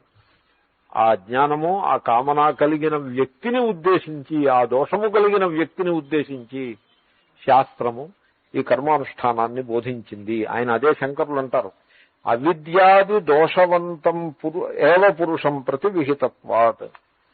ఈ కామ్యకర్మలన్నీ కూడా అవిద్యాది, ఆది శబ్దం చేత కామము కర్మ, అవిద్యా కామ కర్మ అనే ఈ ట్రయాడ్. సో ఈ దోషముతో కూడినటువంటి పురుషుణ్ణి ఉద్దేశించి మాత్రమే ఈ కర్మలు చేయబడ్డాయి, కర్మలు విధించబడ్డాయి. చిత్రం ఏంటంటే సర్టన్ లాంగ్వేజ్ నాకు మనస్సుకి ఉల్లాసంగా అనిపించదు. ఎందుకంటే ఉపనిషత్ సంస్కారం అనండి ఏమనండి, నేను నిన్న విన్నాను, పుష్కర స్నానానికి వెళ్ళినప్పుడు మైకులో చెప్తుంటే విన్నా, మీరు పుష్కర స్నానం చేసేసి గట్టెక్కేస్తే 1,000,000 జన్మల్లో మీరు చేసినటువంటి పర్వతాలంతటి పాపాలన్నీ కూడా నశించిపోతాయి అని. It's a statement, it's an encouragement. వెళ్ళి గోదావరిలో మునకేసి రారా నాయన అని encouragement. And okay, therefore you say it one time. దాన్ని లిటరల్ గా తీసుకుని 10 కోట్ల జన్మల్లో పాపాలు నశిస్తాయి శుక్రవారం స్నానం చేస్తే, బాసర్లో చేస్తే 100 కోట్ల జన్మల పాపాలు నశిస్తాయి అని ఇలాగా దాన్ని ఒక సంఖ్య కింద పెంచేసుకుంటూ స్టాటిస్టికల్ ప్రపోజిషన్ లోకి మార్చేసి అదే ఇష్యూని బాగా అలాగే దౌరాయిస్తూ కూర్చుంటే the whole thing sounds very meaningless. ఏమిటంటే గోదావరిలో మునకేసి వస్తే వాడి పాపాలన్నీ క్షాళనైపోతాయి అంటే ఏదో ఓసారి అనేసి ఊరుకోవాలి. ఎప్పుడు కూడా ఓసారి చెప్పి ఊరుకోవాలి, మహాపుణ్యం వస్తుంది, దోషాలు ఏమైనా ఉంటే పోతాయి, వెళ్ళి స్నానం చేసుకురండి అని ఓసారి అనేసి ఊరుకోవాలి. అంతేగాని నీకు వచ్చేస్తుంది పుణ్యము, స్వర్గం ద్వారాలు ఎదురు చూస్తూ ఉంటాయి, ఇంద్రుడేమో స్వాగతం తోరణాలు కట్టేసి నీకోసం ఎదురు చూస్తాడు, ఈ పాపాలు పోతాయి ఆ పాపాలు పోతాయని పెద్ద లిస్టు, భ్రూణ హత్యాదోషం పోతుంది, బ్రహ్మ హత్యాదోషం పోతుంది, లంచాలు పట్టిన దోషం పోతుంది, ధనాలను అపహరించిన దోషం పోతుంది అని ఇలాగ చెప్పేసుకుంటూ పోతే అది ఏమీ వినడానికి సొగసుగా ఉండదు, బాగుండదు. అంచేతే కొంతమంది వెటకారం కూడా చేస్తారు, ఇది బానే ఉందండి పదండి మునకేసొద్దాం అన్నీ పోతాయిట అని ఇలాగంటే వెటకారం కూడా చేస్తారు. కాబట్టి don't take it literally, it only means just some encouragement. Anyway, కామ్యకర్మలన్నీ కూడా ఈ దోషములు కలిగిన పురుషుణ్ణి ఉద్దేశించి మాత్రమే విధించబడ్డాయి. ఇది పరీక్ష అంటే, ఇది పరీక్ష అంటే ఇలాగే ఉంటుంది. పూతి కూష్మాండము అని అంటారు. పూతి కూష్మాండం అంటే కుళ్ళు గుమ్మిడికాయ. సో గుమ్మిడికాయ ఎలా ఉంటుంది, చాలా చక్కటి షేప్ లో, మోస్ట్ సిమెట్రిక్ షేప్ లో, పైన పచ్చటి ఆకారంతో తొడిమితోటి ఎంతో బాగుంటుంది. మోండా మార్కెట్కి వెళ్ళి మీరు తీసుకొస్తే అది పెళ్లి ఇంకో వారం రోజులు ఉందనగా తీసుకొచ్చి పెడతారు. చూడడానికి అబ్బా ఎంత బాగుందండి గుమ్మిడికాయని. పెళ్లి నాడు పులుసులో వేద్దామని ఓపెన్ చేస్తే అక్కడ చుట్టుపక్కల ఎవరో నిలబడడానికి వీలుండదు, దుర్వాసన, కుళ్ళిపోయింది అది. ఈ పూతి కూష్మాండం అని ఉన్న, పూతి అంటే కుళ్ళిపోయిన, కూష్మాండం అంటే గుమ్మిడికాయ. ఇది పైకి చూడడానికి చాలా అందంగా ఆకర్షణీయంగా ఉంటుంది, దాని కడుపు నిండా దుర్వాసనే. అదేవిధంగా ఈ సంసారము, ఈ కర్మలు ఇవన్నీ కూడా పైకి ఎంతో ఆకర్షణీయంగా ఉంటాయి, దాని లోపల ప్రవేశిస్తే అంతా దుర్వాసన. ధర్మపురిలో మహాత్ములు యజ్ఞం చేస్తున్నారు పుష్కరాల సందర్భంగా. దాని మీద TRS, Congress party, Telugu Desam party ముగ్గురు ఫుట్బాల్ ఆడేస్తున్నారు దాన్ని, ఆ యజ్ఞాన్ని. అది పొలిటికల్ యజ్ఞం. ఆ స్వామి అసలు స్వామే కాదు అని, ఆ స్వామి ఏమో మళ్ళీ టీవీలో వచ్చేసి ఓ స్టేట్మెంటు. ఇదంతా చూస్తే చాలా ఆశ్చర్యం అనిపిస్తుంది, చాలా చిత్రంగా ఉంటుంది. అసలు నాకు అనిపిస్తుంది ఈ స్వామి అనవసరంగా దీంట్లో దిగారు ఎందుకురా అని నేను అనుకున్నా. ఎందుకంటే సన్యాసికి కర్మ విహితం కాదు. ఏదో పుష్కరం వచ్చింది కదా యజ్ఞం చేసేయడం ఆయనకి అక్కర్లేదు, సన్యాసికి అక్కర్లేదు. సన్యాసి is not involved in all these things. So he can remain on the higher ground. గట్టి మీద నిలబడొచ్చు. ఉదాసీన వదాసీన అంటాడు శ్రీకృష్ణుడు. గట్టి మీద నిలబడ్డాం. గట్టి మీద నిలబడ్డారనుకోండి, క్వశ్చన్ ఏముంది, మిమ్మల్ని ఎవడో క్వశ్చన్ చేయడం. మీరేమో రంగంలోకి దిగారనుకోండి, ఇప్పుడు వాతావరణం అంతా టీఆర్ఎస్ తెలుగుదేశంకి ఎలక్షన్స్ కూడా సమీపిస్తున్నాయి. ప్రతిదానికి ఏదో స్టేట్మెంట్లు ఇస్తూ ఉంటారు. సో ఎనీవే, రాగము కలిగిన పురుషుణ్ణి, అవిద్యాది దోషవంతమేవ పురుషం, నేను కర్తను, నా స్వరూపంలో లోటు ఉన్నది, ఈ కర్మ చేసి ఈ ఫలాన్ని పొందితేనే నాకు ఆ పరిపూర్తి ఉన్నది, లేకపోతే లోటు అలాగే ఉంటుంది అని ఇంతటి అజ్ఞానం వాడిలో ఉన్నప్పుడు మాత్రమే వాడు ఈ కామ్యకర్మలకు అధికారి అవుతాడు. ఈ సత్యాన్ని గుర్తించాలి. కర్మ చేయడం తప్పేం కాదు, కానీ కర్మ యొక్క పరిధి, ద లిమిటేషన్స్, వాటిని గుర్తించాల్సి ఉంటుంది. తర్వాత తదనుష్ఠాన కార్యభూతాశ్చ లోకాః ఏ దక్షిణోత్తర మార్గలక్షణాః ఫలభూతాః. శంకరులు పూర్తి వైదికమైన విచారం చేసేస్తున్నారు. పరీక్ష. సరే, మీరు కర్మానుష్ఠానం చేశారు, కేవల కర్మానుష్ఠానం చేశారనుకోండి, ఆ అనుష్ఠానం వల్ల ఫలము తదనుష్ఠాన కార్యభూతాశ్చ. అనుష్ఠానం చేసినట్లయితే వాటి వల్ల పుట్టుతుంది. వాటి ఎఫెక్ట్ ఏమిటంటే, కేవల కర్మ అయితే దక్షిణ మార్గము, మరణించిన తరువాత. కర్మ ప్లస్ ఉపాసన అయినట్లయితే ఉత్తర మార్గము. అవి ఫలములు, ఆ మార్గములు ఫలములు. సో ఫలభూతాః దక్షిణ ఉత్తర మార్గ లక్షణ. సో నేను దక్షిణ మార్గంలో వెళ్ళాలి, కాదు ఉత్తర మార్గంలో వెళ్ళాలి అని ఈ విధంగా. సో టూరిజం టు హెవెన్, హెవెన్నే కాదు, దక్షిణ మార్గము హెవెన్నే, ఉత్తర మార్గము హెవెన్నే, హయ్యర్ హెవెన్ హెవెన్. సో ఈ మార్గములు ఉన్నాయి, నాకు ఆ మార్గం కావాలి అని వాళ్ళు అనుకుంటారు. వైదికులు అలా అనుకుంటారు, నేను ఉత్తర మార్గంలో వెళ్ళాలి అని అనుకుంటారు. ఆ ఉత్తర మార్గానికి ఉత్తరాయణానికి కనెక్షన్ పెట్టేసి నేను ఉత్తరాయణంలో చచ్చిపోవాలి అని కోరుకునే వాళ్ళు కూడా ఉన్నారు. ఎందుకంటే ఉత్తరాయణంలో చచ్చిపోవడం ఎందుకంటే, నాకు ఆత్మజ్ఞానం కలగాలి అని కోరుకోవాలి, నాకు పరమేశ్వరుని యొక్క అనుగ్రహం కావాలని కోరుకోవాలి, కానీ నేను ఉత్తరాయణంలో చచ్చిపోవాలి. ఎందుకంటే ఉత్తరాయణంలో చచ్చిపోవాలనే కోరిక what kind of desire it is. అలాంటి కోరికలు అసందర్భమైన కోరికలు. ఎవడో ఒక ఆయన నాకేదో చిన్న కథ గుర్తుకొచ్చింది. ఎవడో ఒక ఆయన తపస్సు చేశాడు. తపస్సు చేసి భగవంతుడు కనపడి నీకేం కావాలని అడిగాడు. అడిగితే మా మేనమావ చెవులకి, చూడండి లాలూ ప్రసాద్ యాదవ్ గారికి ఉంటాయి చూడండి, జుట్టు బాగా విస్తారంగా పెరుగుంటుంది చెవులకి, అలాంటి జుట్టు మా మేనమావ చెవులకి ఉండాలి అని కోరాడు. దేవుడు ఆశ్చర్యపోయి, ఏమిటో ఇలాంటి కోరిక, వేళమావ చెవులకి బాగా జుట్టు ఉండాలి లాలూ ప్రసాద్ గారికి ఉన్నట్టుగానే ఏం కోరికది అని ఆశ్చర్యపోయి, సరే నీ కోరిక నేను శాంక్షన్ చేశాను, మీ మేనమావను చూసుకోవెళ్ళి ఆయన జుట్టు బాగా పెరుగుంటుంది, కానీ ఎందుకు అలా కోరేవో అని అడిగాడు ఆయన. దేవుడు అడిగాడు వీడిని. అడిగితే ఎవడి మేనమావ చెవుల నిండా జుట్టు ఉంటుందో వాడు అదృష్టవంతుడు అని ఎక్కడో వీడు జ్యోతిషం చదివాడు వీడు. అదే ఆ కోరిక. ఎందుకు ఆ కోరిక? ఉత్తరాయణంలో చచ్చిపోవాలనే కోరిక ఇలాంటి కోరిక. Why you should have that kind of a desire. అది పురాణ గాథ. It is not relevant. భీష్ముడు ఉత్తరాయణంలో, అయ్యా మంచి క్వశ్చన్ అది, ఉత్తరాయణంలో చచ్చిపోతే పుణ్యలోకాలకి వెళ్తాను అనే భావంతో ఆయన ఉత్తరాయణంలో చచ్చిపోలేదు. ఒకసారి మా నాయనగారు చెప్పారు నాకు ఈ మాట. మరి అయితే భీష్ముడు ఉత్తరాయణం కోసం ఎందుకు వేచి చేశాడు? వాళ్ళ నాయనగారు అతనికి స్వచ్ఛంద మరణము అని వరం ఒకటి ఇచ్చారు.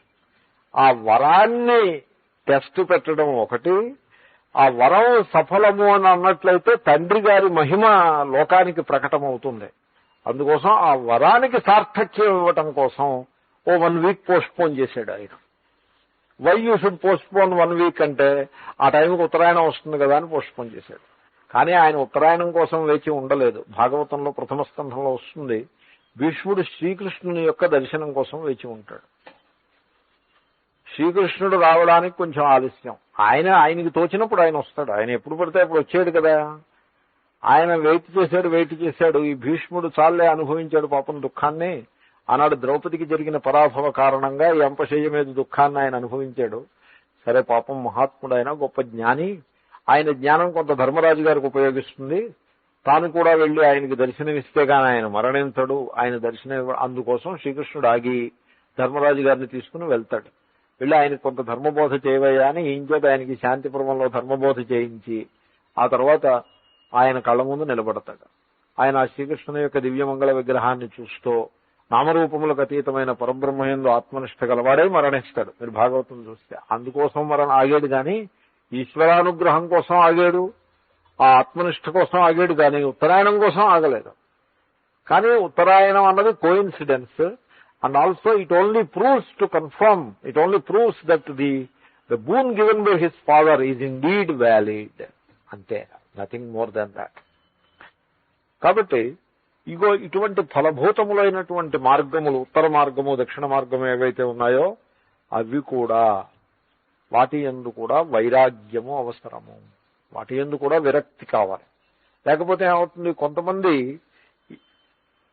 We will cross that bridge when we come to it అని ఇంగ్లీష్ లో సామెత ఒకటి ఉంది. ఆ రకంగా చచ్చిపోయినప్పుడు నరకం అది తర్వాత చూద్దాం, ముందు ఇక్కడ భోగాలు అనుభవించండి అని కొంతమంది ఇక్కడ భోగాలను అనుభవించుకుంటూ పోతారు. ఇంకో కొంతమంది ఇక్కడ భోగాలని దూరంగా పెట్టి స్వర్గంలో భోగాల కోసం అర్రులు చాచుతూ ఉంటారు. మొత్తానికి ఇద్దరూ భోగపరాయణులే అయ్యారు.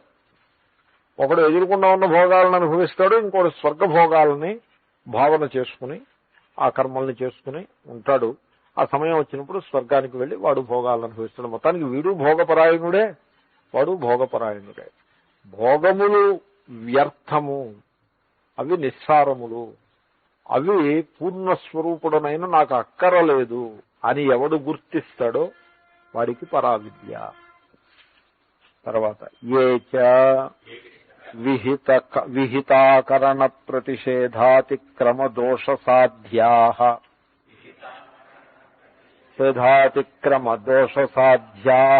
నరకతిర్య ప్రేతలక్షణాః. ఇదిగో ఈ పుణ్యం చేసుకుంటే ఉత్తర మార్గం దక్షిణ మార్గం. అయితే మీరు కేవలం పుణ్యం కూడా చేయలేరు, పుణ్యంతో పాటుగా పాపం కూడా ఉంటుంది. పాపం ఏ రకంగా ఉంటుంది, విహిత అకరణ, మీరు విధించబడిన కర్మని మీరు చేయకపోతారు. ఇప్పుడు ఒకప్పుడు ఎలా ఉంటుందంటే, ఒక చిన్న కథ, ఓ సరస్సు ఉంది. ఆ సరస్సు ఒడ్డు మీద ఒక ఆయన తపస్సు చేస్తున్నాడు. ఏదో ఆ దేవుడి ప్రత్యక్షమైతే ఓ వరాలు కోరాలి అని ఒక కామనతోటి తపస్సు చేస్తున్నాడు. ఆ సరస్సుకి ఆవల ఒడ్డున రోజు ఒక పల్లెవాడు వచ్చి చేపలు పట్టుకుపోతూ ఉంటాడు. ఓ రోజుని ఈ తపస్సు చేసుకునే మహర్షి స్నానం చేయటానికి సరస్సులో దిగి స్నానం చేస్తాడు కదా, మరి జపం అది చేసుకుందుకు తపస్సులో భాగం అది. సో స్నానం చేద్దామని వెళ్ళి అక్కడ ఒక పద్మం ఉంటుంది. ఆ పద్మము చాలా అందంగా ఉంటుంది, దాన్ని తుంచుతాడు. ఆ పద్మాన్ని తుంచుతాడు. బాగుంది, అందంగాను, ఇది తీసుకెళ్లి మన కుటీయాలో పెట్టుకుందాం అని తుంచుతాడు. తుంచేపటికి ఆ సరస్సు యొక్క అధిష్టాన దేవత ప్రత్యక్షమవుతుంది. ప్రత్యక్షమై బుద్ధిలేదయా నీకు, మహర్షివై ఉండి తపస్సు చేస్తున్నావు, కామ్యకర్మ కామ్య ఫలాలను అపేక్షించి అలాగ పద్మాన్ని త్రుంచి హింస చేస్తావా, ఏమిటనుకుంటున్నావు అని కోప్పడుతుంది. కోప్పడి శాపం ఇచ్చినంత పని చేస్తుంది ఆ దేవత. ఇదే కథ. అప్పుడు ఈయన ఓ ప్రశ్న అడుగుతాడు, ఏమ్మా అవతల ఒడ్డున ఆయన ఏమో చేపలు రోజు పడుతున్నాడు, వాడిని నువ్వు ఎప్పుడూ ఏమీ అనవు, నేను పొరపాటుని పద్మం తుంచితే నా మీద అంతలాగా విరుచుకు పడిపోతున్నావు తల్లి, ఏమి న్యాయం ఇదని అడుగుతాడు. అంటే వాడికి చేపలు తప్ప ఇంకేం అక్కర్లేదు, నీకేమో మరి సమస్త కామనలు కావాలని తపస్సు చేస్తున్నావు, అంచేతను నీకు ఈ పనిష్మెంట్ తప్పదు అంటున్నారు. కాబట్టి కామ్యకర్మలలో విహిత అకరణము, ఏది విధింపబడినదో అది చెయ్యకపోవుట అనే దోషం వచ్చేస్తుంది. ఇంకో దోషం ఏమిటి, ప్రతిషేధ అతిక్రమము, ఇలా చేయకూడదు అని ప్రతిషేధం ఉంటుంది, దాన్ని వీడు అతిక్రమిస్తాడు. దాన్ని అతిక్రమించి సో చేయాల్సిన విధంగా చేయకపోవడం, చెయ్యకూడదు ఒకటో రెండో చేయడం, ఈ రెండు చేస్తాడు. ఈ రెండు దోషాలు. ఈ రెండు దోషాలు కనుక బలంగా వీడిలో వచ్చేసాయనుకోండి, జీవితంలో ఉత్తర మార్గం లేదు, దక్షిణ మార్గం లేదు, ఇంకా నరకమే మిగిలింది. సో నరకం ఒకప్పుడు తిరియక్ పశుపక్ష్యాది జన్మ వస్తుంది. తిరియక్ అంటే పశుపక్ష్యాదులు. ప్రేత. ప్రేత అంటే ఈ దేహంలో మరణిస్తాడు, నరకానికి వెళ్ళడానికి ముందు లేకపోతే ఇంకో జన్మ తీసుకోవడానికి ముందు ఆ సూక్ష్మ శరీరియే ఉంటాడు ప్రేత. ఇత ఇక్కడి నుంచి ఈ దేహాన్ని నుంచి విడిచిపెట్టి వెళ్ళిపోయాడు, ఎక్కడో సూక్ష్మంగా బాధపడుతూ రాబోయే దేహాన్ని గురించి చింత చేసుకుంటూ ఉంటాడు ప్రేత. ప్రేత అంటే దాని గురించి మీరు అదితో పెద్ద విడ్డూరమైన సంగతి అనుకోకర్లేదు. ఇది ఎలాగంటే ఓసారి నేను బాంబే వెళ్ళాను, ఆ రైల్లో కూర్చున్నాను. బాంబే దిక్కుమాలిన బాంబే పెద్ద నగరం, నేను ఫస్ట్ టైం వెళ్తున్నాను. అక్కడ మనకి తూర్పు పడమరా తెలియదు, మనకి ఎవళ్ళు తెలుసున్న వాళ్ళు లేరు, ఎక్కడికి వెళ్తాను ఏం చేస్తాను ఏమో తెలియదు అని అలా బిక్కులాడుతూ రైల్లో కూర్చున్నాను. ప్రేత అంటే అలాగే ఉంటుంది. దట్ ఈస్ ది ప్రేత. ఫిజికల్ బాడీ అన్నది, ఫిజికల్ బాడీ ఉంటే మాత్రం ఏమి, physical body is not going to change the fact. మీ మనస్సులో ఉండేటువంటి ఆదుర్ద ఆందోళనకి ఫిజికల్ బాడీకి సంబంధమే ఉంది.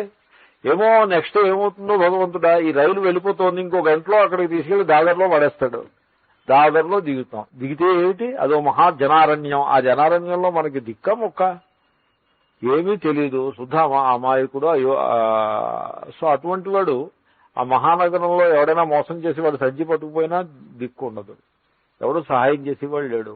ఈ doesn't know what is his fate. That is the ప్రేత. ఎడిచి ఫిజికల్ బాడీ ఉంటే ప్రేత అని అనలేదు, ఫిజికల్ బాడీ పోయిన వాడిని ప్రేత అని అన్నారు. He has left this place all right, but he doesn't know what is his fate there. That is the preta. ఆ ఆందోళన, ఆ బెంగ, భయము, ఆ దుఃఖాన్ని వాడు అనుభవిస్తూ ఉంటాడు ఆ జీవుడు. ఇగో ఇటువంటి లక్షణములైనటువంటి ఫలాలన్నీ వస్తాయి. ఈ కర్మ మార్గం ఉన్నదే గహనా కర్మణో గతి. కర్మ మార్గాన్ని ఇదమిత్తంగా నిర్ధారణ చేసి దాన్ని నాకు అనుకూలంగా నేను మలుచుకోగలుగుతాను అని అనుకోవడం చాలా పొరపాటు. కాబట్టి మరి అయితే ఎలాగండి కర్మ మార్గం, కర్మ చేయకుండా బతకలేం కదా అంటే, ది బెస్ట్ వే ఈజ్ యజ్ఞార్థాత్ కర్మణోన్యత్ర లోకోయం కర్మబంధన అని శ్రీకృష్ణుడు చెప్తాడు.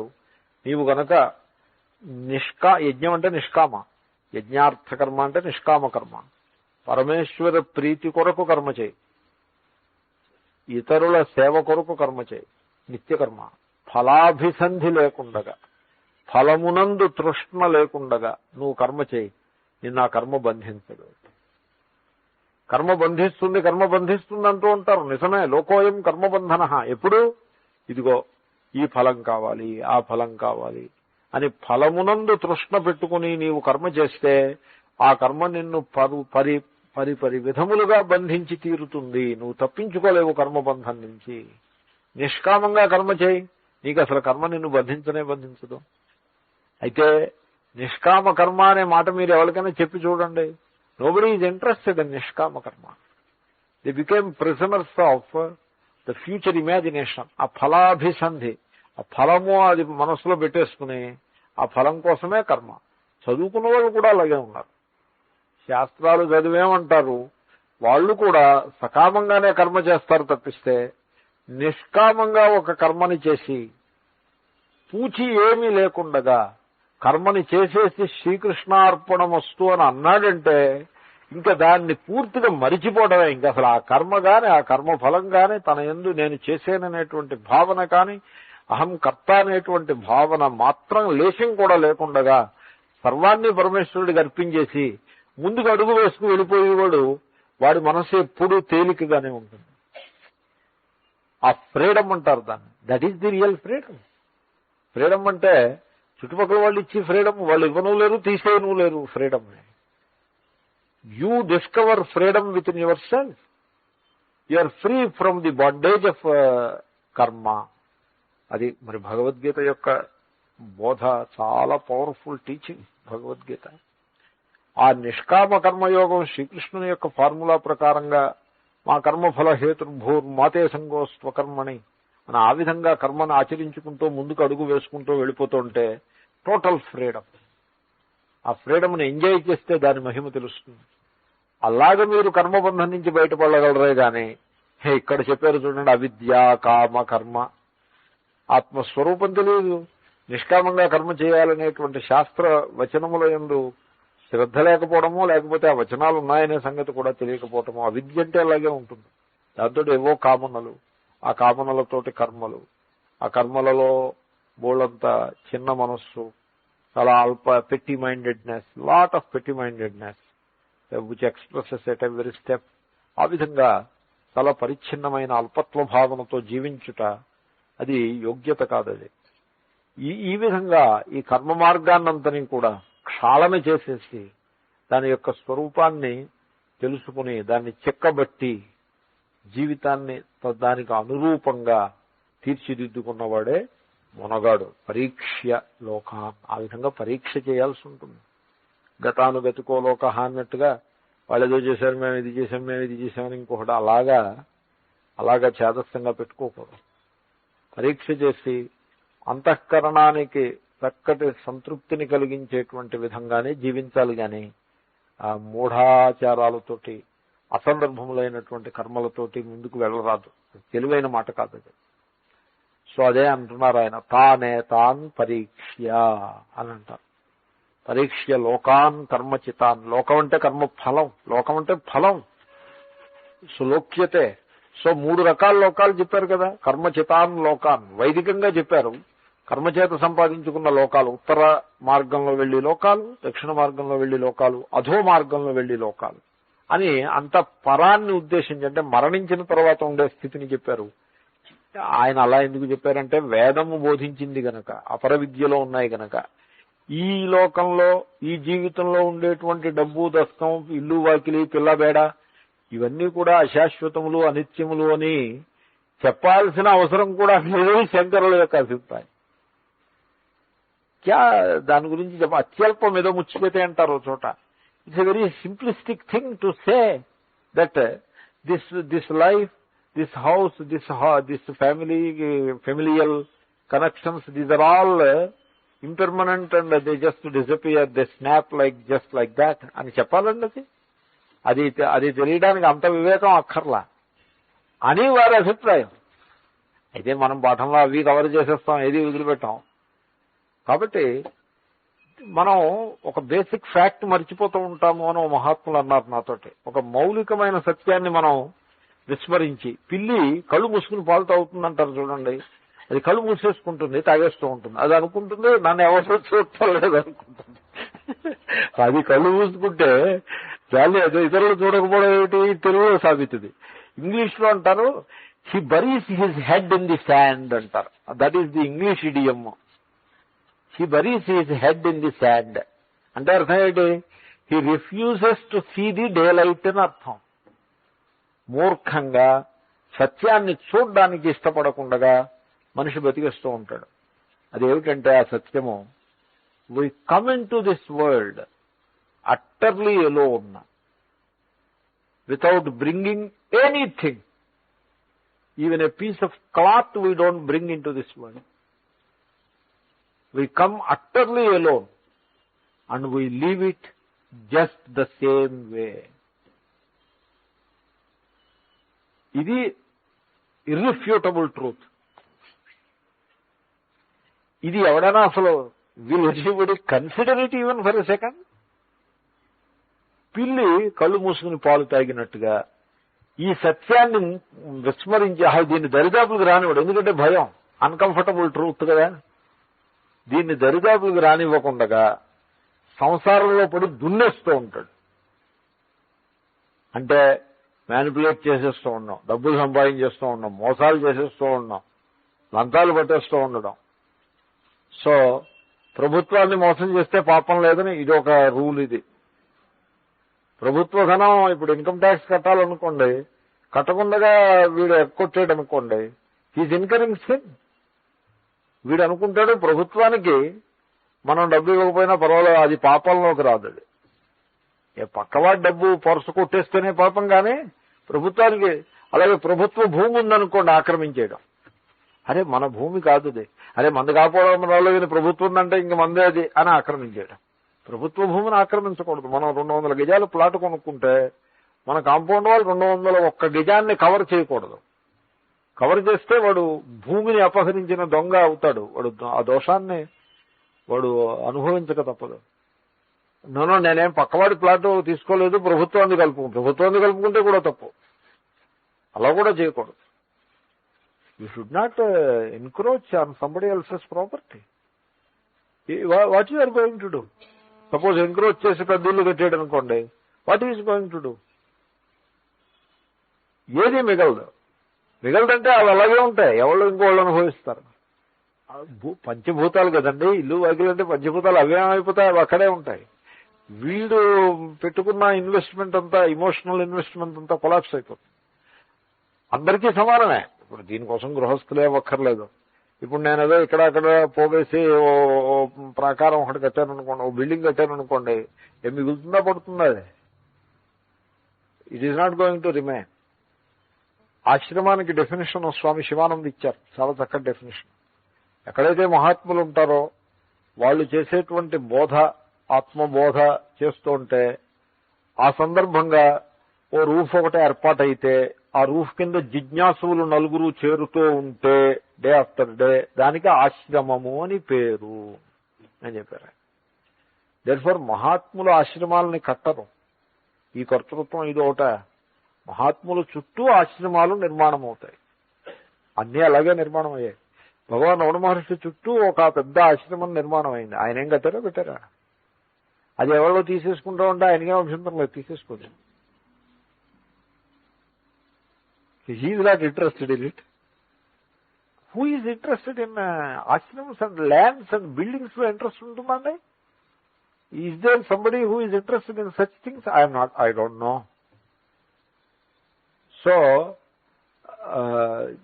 people, Mahatmas, they walk in and walk away. They are not interested in buildings and lands and properties. What a silly thing it is. ఎందుకంటే ఇది ఏది శాశ్వతం కాదు. గృహస్థికే శోభనివ్వదు. దీనికోసం మహాత్ముల దాకా రాలేక్కర్లేదు. గృహస్థుడికే శోభ కాదు. ఏదో ఇల్లు కట్టేమనే కానీ ఆ ఇంటి నుంచి ఆ ఇల్లే నా శాశ్వతం, దాన్నే పట్టుకుని వేలాడుతాను అని ఎవడన్నా అనుకుంటే అంత పొరపాటు అదే, కానీ ఇంకొకటి లేదు. కాబట్టి లోకాన్ కర్మచితాన్ పరీక్ష. అవి రోడ్డు మీద పారేసుకోమంటం లేదు, కట్టుకోవద్దని అంటలేదు, పరీక్ష చేయమంటున్నారు అంతే. అండర్స్టాండింగ్. వేదాంతము మిమ్మల్ని ఏది పారేసుకోమని చెప్పదు. Keep everything. గృహస్థులకి శోభే, ఏమీ తప్పులేదు, కానీ ఆసక్తి శోభ కాదు. సో లోకములను కర్మచేత సంపాదింపబడే ఫలములను భోగములను పరీక్ష చేసి వాటిని త్రోసిపుచ్చవలెను. వాటి యందు ఆసక్తి అది శోభని ఇయ్యదు ఎవళ్ళకి కూడా. ఇది ఇక్కడ ఇలా ఉంది పరీక్ష కర్మచిత అన్నది. ఓ మంత్రం ఉంది, చాందోగ్యంలోనూ ఎక్కడో వస్తుంది. తద్యథా కర్మచిత లోక క్షీయతే ఏవమేవ అముత్ర పుణ్యచిత లోక క్షీయతే అని చాలా గొప్ప మంత్రం. ఈ లోకంలో నీవు కష్టపడి పనిచేసి ఏదైనా ఒకటి నువ్వు నిర్మాణం చేసినట్లయితే అది నీ జీవిత కాలంలోనే అది క్రమక్రమంగా క్షయమైపోతుంది, క్షయమైపోతుంది. ఇది అందరి అనుభవంలో ఉన్నది. తద్యథా లోక కర్మచిత క్షీయతే ఏవమేవ, సరిగ్గా ఇదే విధంగా అముత్ర పుణ్యచిత లోక క్షీయతే.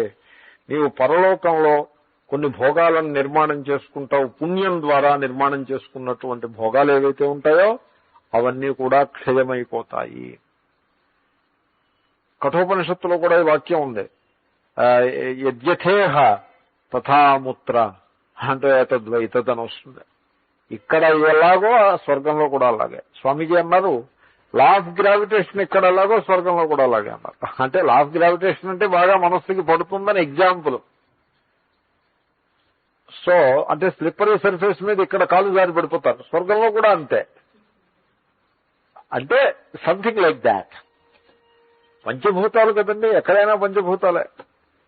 సో ఇక్కడ మనం సంపాదించుకున్నటువంటి సంపదలు భోగాలు అలా క్షీణించిపోతాయి. సేమ్ ది కేస్ విత్ యథా ఇహ తథాముత్ర, యథైవేహ తథాముత్ర కఠోపనిషత్తు. ఇక్కడ అలాగో అక్కడ అలాగే, నథింగ్ స్పెషల్. కొంచెం క్వాలిటేటివ్ డిఫరెన్స్ ఉంటుంది, క్వాంటిటేటివ్ డిఫరెన్స్ ఉంటుంది, డిగ్రీలో డిఫరెన్స్ అంతే.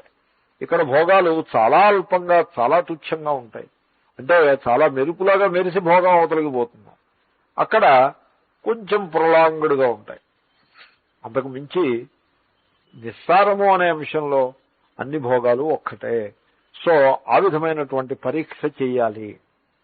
తర్వాత కర్మచిత లోక క్షీయతే అన్నదానికి దృష్టాంతంగా ఇప్పుడు బ్రిడ్జి కడతారు ఇంజనీర్లు. కాటందర్ గారు రాజమండ్రి బ్రిడ్జి కట్టి దానికి ఆయనే లైఫ్ ప్రిస్క్రైబ్ చేశాడు, ఇది 100 ఏళ్ళు ఉంటుంది అని. ఆయన కట్టిన ఆయనే కడుతుండగానే లైఫ్ ప్రిస్క్రైబ్ చేశారు. మనవాళ్ళు కూడా శిశువు జన్మించిన వెంటనే జాతకుడిని పిలిపిస్తారు. పిలిపిస్తే వీడు మంచి ఆయుర్దాయం ఉంటుంది అని నేను విన్నాను. ఒక మంచి పెద్ద ఆయుర్దాయం అండి మీ శిశువు, చాలా తల్లిదండ్రులు సంతోషిస్తారు. వీడు చిరకాలం బతుకుతాడంటే, అల్పాయుష్కుడు అంటే పాపం దుఃఖం, చాలా జీవిస్తాడండి, కనీసం తప్పనిసరిగా 75 ఏళ్ళు జీవిస్తాడండి అని చెప్పాడు. అంటే ఆయన దృష్టిలో 75 ఈజ్ ఎ లాంగ్ లైఫ్ అని. పాపం ఆయన కొంచెం పాతకాలపు మనిషి. ఈ మోడర్న్ జాతకులైతే 75 అని చెప్తే తల్లిదండ్రులు తిడతారు, ఇచ్చి దక్షిణ కూడా విత్డ్రా చేస్తారు. 75 is not a big age. మీరు అమెరికా వెళ్ళి మీరు 75 ఏళ్ళు జీవిస్తారండి ఎవరికైనా జాతకం చెప్పండి, దే గెట్ ఎగ్హాస్ట్. ఇండియాలో జాతకం చెప్తే నువ్వు 40 ఏళ్ళు జీవిస్తావా అని చెప్తే ఎలా ఫీల్ అవుతారో, వాళ్ళు 50 ఏళ్ళు జీవిస్తావంటే అలా ఫీల్ అవుతారు వాళ్ళు. వీడి ఎక్కడ జాతకుడు అండి ఇలా చెప్తాడేంటి, 75 అంటే ఏంటండి అంత యంగ్ చచ్చిపోవడమేనా అని. వాళ్ళకి 90 అయితే కానీ అసలు ఆనదు గంటికి.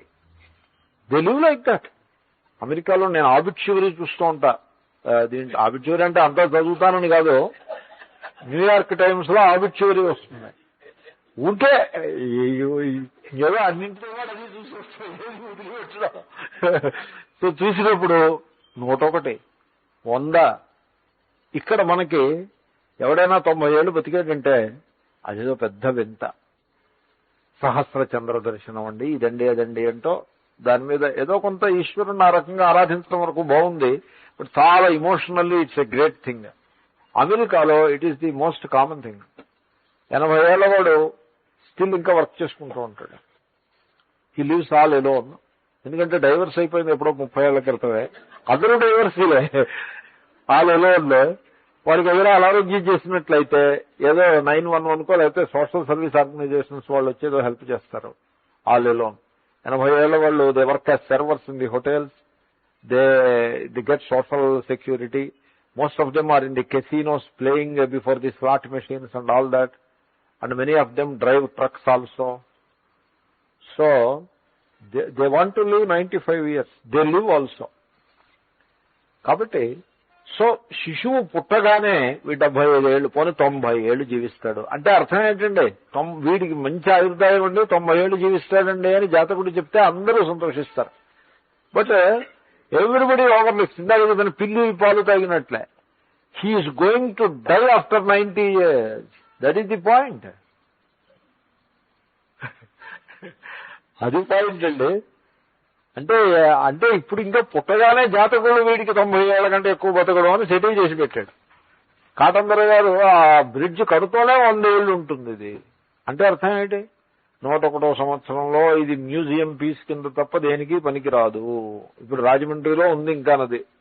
It's a museum piece. కాటందర్ గారు కట్టిన డ్యామ్ అయితే లేనే లేదు. దాని మీద వీళ్ళు రీఇన్ఫోర్స్ చేసి ఇంకోటి కట్టేస్తారు. లేకపోతే అది ఇట్ కెనాట్ విత్ స్టాండ్. కర్మచిత లోక క్షీయతే. కాబట్టి కర్మలు చేయండి, కర్మఫలాలను అనుభవించండి. కానీ కర్మలే సర్వస్వం అనుకున్నారా, పప్పులో కాలు వేశారు. దట్ ఈస్ ద పరీక్ష. పరీక్షలో కర్మల యొక్క లిమిటేషన్స్ ని అవగాహన చేసుకునేటువంటి ప్రయత్నం. పరీక్షకి తుపాకీ పేల్చడంతో పోల్చారు కొందరు మహాత్ములు. పరీక్ష చేయటము అంటే సో మొట్టమొదట ఆ తుపాకీకి బోర్ ఉంటుంది చూడండి, ఆ బోర్ క్లీన్ చేయాలి. తర్వాత టార్గెట్ ఫిక్స్ చేయాలి. తర్వాత ట్రిగ్గర్ లాగాలి. దెన్ ఈ గుండు వెళ్లి లక్ష్యాన్ని కొట్టేస్తుంది. జీవితం కూడా అలాగే ఉండాలి.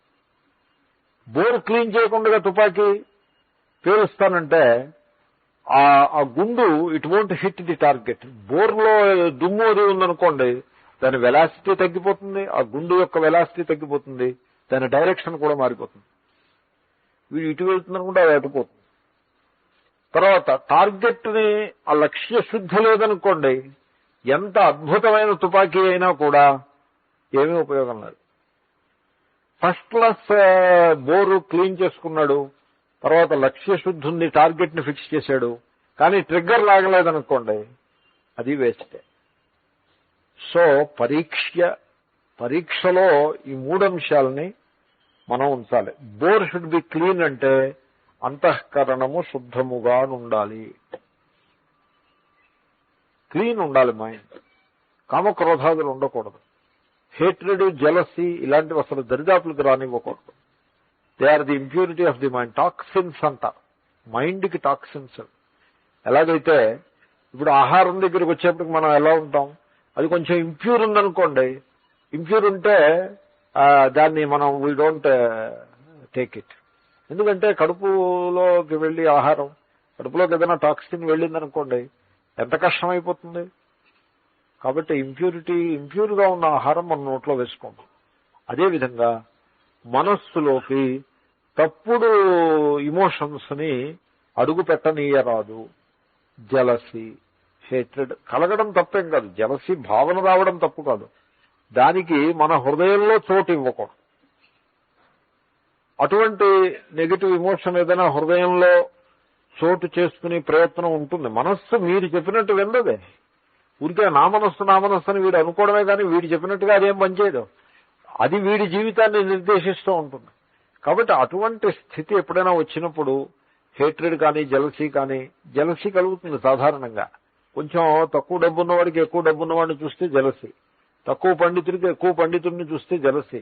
ఏవో ఉంటాయి జలసీలు, సర్వత్రా ఉంటాయి. జలసీ కలిగిన వెంటనే అలర్ట్నెస్, అదే సమాధి అంటే. సమాధి అంటే ఇప్పుడు మీరు ముక్కు మూసేసి అలాగా గడ్డగట్టుకుపోయి అలా అయిపోనక్కర్లేదు, అలర్ట్ గా ఉంటే చాలు.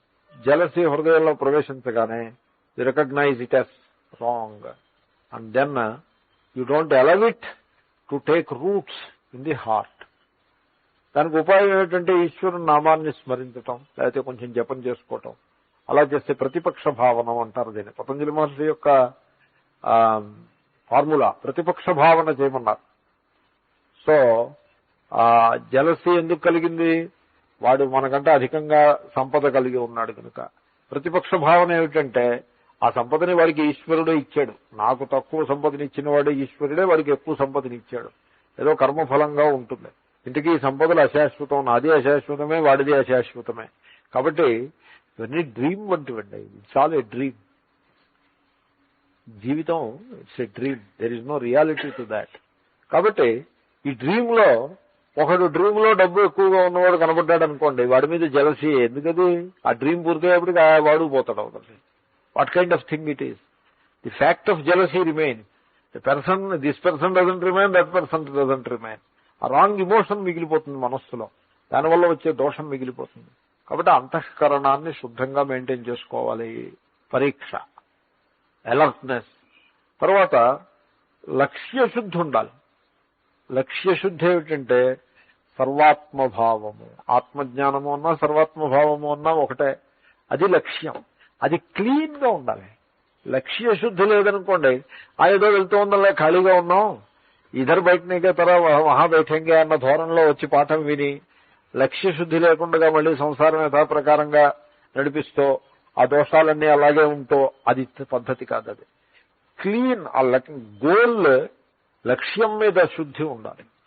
విద్యార్థులు ఎలాగైతే నేను ఇంటర్మీడియట్ లో మంచి మార్కులు తెచ్చుకుని ఏదో నేను ఇంజనీరింగ్ కాలేజీలో చేరుతాను అనే లక్ష్యం పెట్టుకుని వాళ్ళు కష్టపడి పనిచేస్తూ ఉంటారు, హార్డ్ వర్క్ చేస్తూ ఉంటారు. ఆ లక్ష్యశుద్ధి మన జీవితంలో మనకు కూడా ఉండాలి. లక్ష్యశుద్ధి లేనిదే ఆత్మజ్ఞానము అనే లక్ష్యము, సర్వాత్మభావము, ద యూనిటీ, ఏకమేవ అద్వితీయం బ్రహ్మ అనే జ్ఞానము నాకు కలగాలి. I have to assimilate that knowledge. That is the goal. ఇంకా మిగతావన్నీ గోల్స్ అనవసరం. That is the real goal. దాని మీద శుద్ధి ఉండాలి. దాన్ని మనస్సును ఎప్పటికప్పుడు స్థిరపరుచుకుంటూ ఉండాలి. అది మన లక్ష్యము అనేటువంటి శుద్ధి కలిగి ఉండాలి. దానికోసం ట్రిగ్గర్ అంటే శ్రవణాదుల్ని చేయటం, శ్రవణ మనన నిధిధ్యాసనము. ఇంకా సాధన సంపత్తి ఉందిగా, శాంతోదాంత ఉపరత స్థితిక్షుహో అని మనం చాలా సాధన సంపత్తిని గురించి చూశాం, కఠోపనిషత్తులో చూశాం. నా శాంతో నావిరతో దుశ్చరితాత్, నా శాంతో నాసమాహిత, నా శాంత మానసో వాపి ప్రజ్ఞానే నైనమాప్నుయాత్ అని కఠోపనిషత్తులు సాధన సాధకునికి ఉండే లక్షణాలని బాగా విస్తారంగా చెప్తారు. సో ఇక మిగతా ఉపనిషత్తుల్లో కూడా చూసి ఉన్నాము. శ్రీకృష్ణుడు గీతలో ఎన్నో లక్షణాలు చెప్తాడు. వాటినన్నింటినీ కూడా చాలా చీమలు ఆహారాన్ని పోగు చేసుకున్న విధంగా కేర్ఫుల్ గా మనము ఆ సల్లక్షణాలన్నింటినీ దైవీ సంపదని స్వంతం చేసుకోవాలి. సో ఆ విధంగా పరీక్ష ఆ అలర్ట్నెస్, ఆ కమిట్మెంట్, ఆ ఎంథూజియాజం తోటి మనం ముందుకు వెళ్లాల్సి ఉంటుంది అని అది ఒక పెద్ద సందేశం. పరీక్ష్య లోకాన్ కర్మచితాన్. తర్వాత బ్రాహ్మణో నిర్వేదమాయాత్. బ్రాహ్మణ అంటే వేదశాస్త్రాధ్యయన సంపన్నో జిజ్ఞాసు అని అర్థం చెప్పారు. బ్రాహ్మణ అంటే క్యాస్ట్ ఏమీ కాదు. Caste is not the issue here. So బ్రాహ్మణ అంటే బ్రహ్మ అంటే వేదం. వేదాధ్యయనం చేసి కర్మస్వరూపాన్ని ఉపాసనా స్వరూపాన్ని తెలుసుకుని వాటిలో ఉండే లోటుపాట్లని తెలుసుకున్నవాడు వాటికి అతీతంగా ఎదగగలుగుతాడు. అంతేగాని వేదం లేదు, శాస్త్రం లేదు, సంప్రదాయం లేదు, ఏం లేదు, అలా గాలివాటంగా వచ్చేసి నేను ఆత్మజ్ఞానాన్ని పొందేస్తాను అంటే ఇట్ బికమ్స్ డిఫికల్ట్. సో బ్రాహ్మణ నిర్వేదమాయాత్. వేదశాస్త్రాధ్యయన సంపన్నుడైనటువంటి జిజ్ఞాసువు. నిర్వేదము అంటే వైరాగ్యము. వైరాగ్యమును సంపాదించుకోవాలి. నిర్వేదం ఆయాత్. వైరాగ్యము దాన్ని మీరు ప్రయత్నపూర్వకంగా సంపాదించుకోవాలి. అది మీకు స్వతసిద్ధంగా రాదు. రాగద్వేషాలు స్వతసిద్ధంగా వస్తాయి. రాగద్వేషాలు స్వయం సిద్ధాలు. మీరే ప్రయత్నం చేయక్కర్లేదు. చిన్నతనం నుంచి తల్లిదండ్రులు ఆ సంస్కారాలను ఇస్తారు. తర్వాత స్కూల్కి అక్కడికి వెళ్ళినప్పుడు సమాజంలో మనకు ఆ సంస్కారాలు కూడా లభిస్తాయి. కాబట్టి రాగద్వేషాలు, కొత్తవకాయ బాగుంటుంది, సినిమాలు బాగుంటాయి, ఈ సినిమాలు బాగుంటాయి, ఆ సినిమాలు బాగుండవు, దీనికోసం పెద్ద ప్రయత్నం ఏం చేయనక్కర్లేదు. అయితే ఈ రకం వస్త్రధారణ చాలా అందంగా ఉంటుందనో, కంఫర్టబుల్ గా ఉంటుందనో, ఇవన్నీ దీనికోసం కృషి చేయాలండి. రాగద్వేషాలు స్వయం సిద్ధాలు. రాగము స్వయం సిద్ధంగా వచ్చేస్తుంది. ఇప్పుడు మీరు ఫస్ట్ క్లాస్ డిష్ ఏదైనా భోజనం చేశారనుకోండి, ఇది బాగుంది, ఈసారి మళ్ళీ వడ్డిస్తే బాగుంటుందే అనేది దానికోసం కృషి చేయాలా? స్వతసిద్ధంగా వచ్చేస్తుంది. కానీ వైరాగ్యాన్ని మాత్రం అది స్వతసిద్ధంగా రాదు.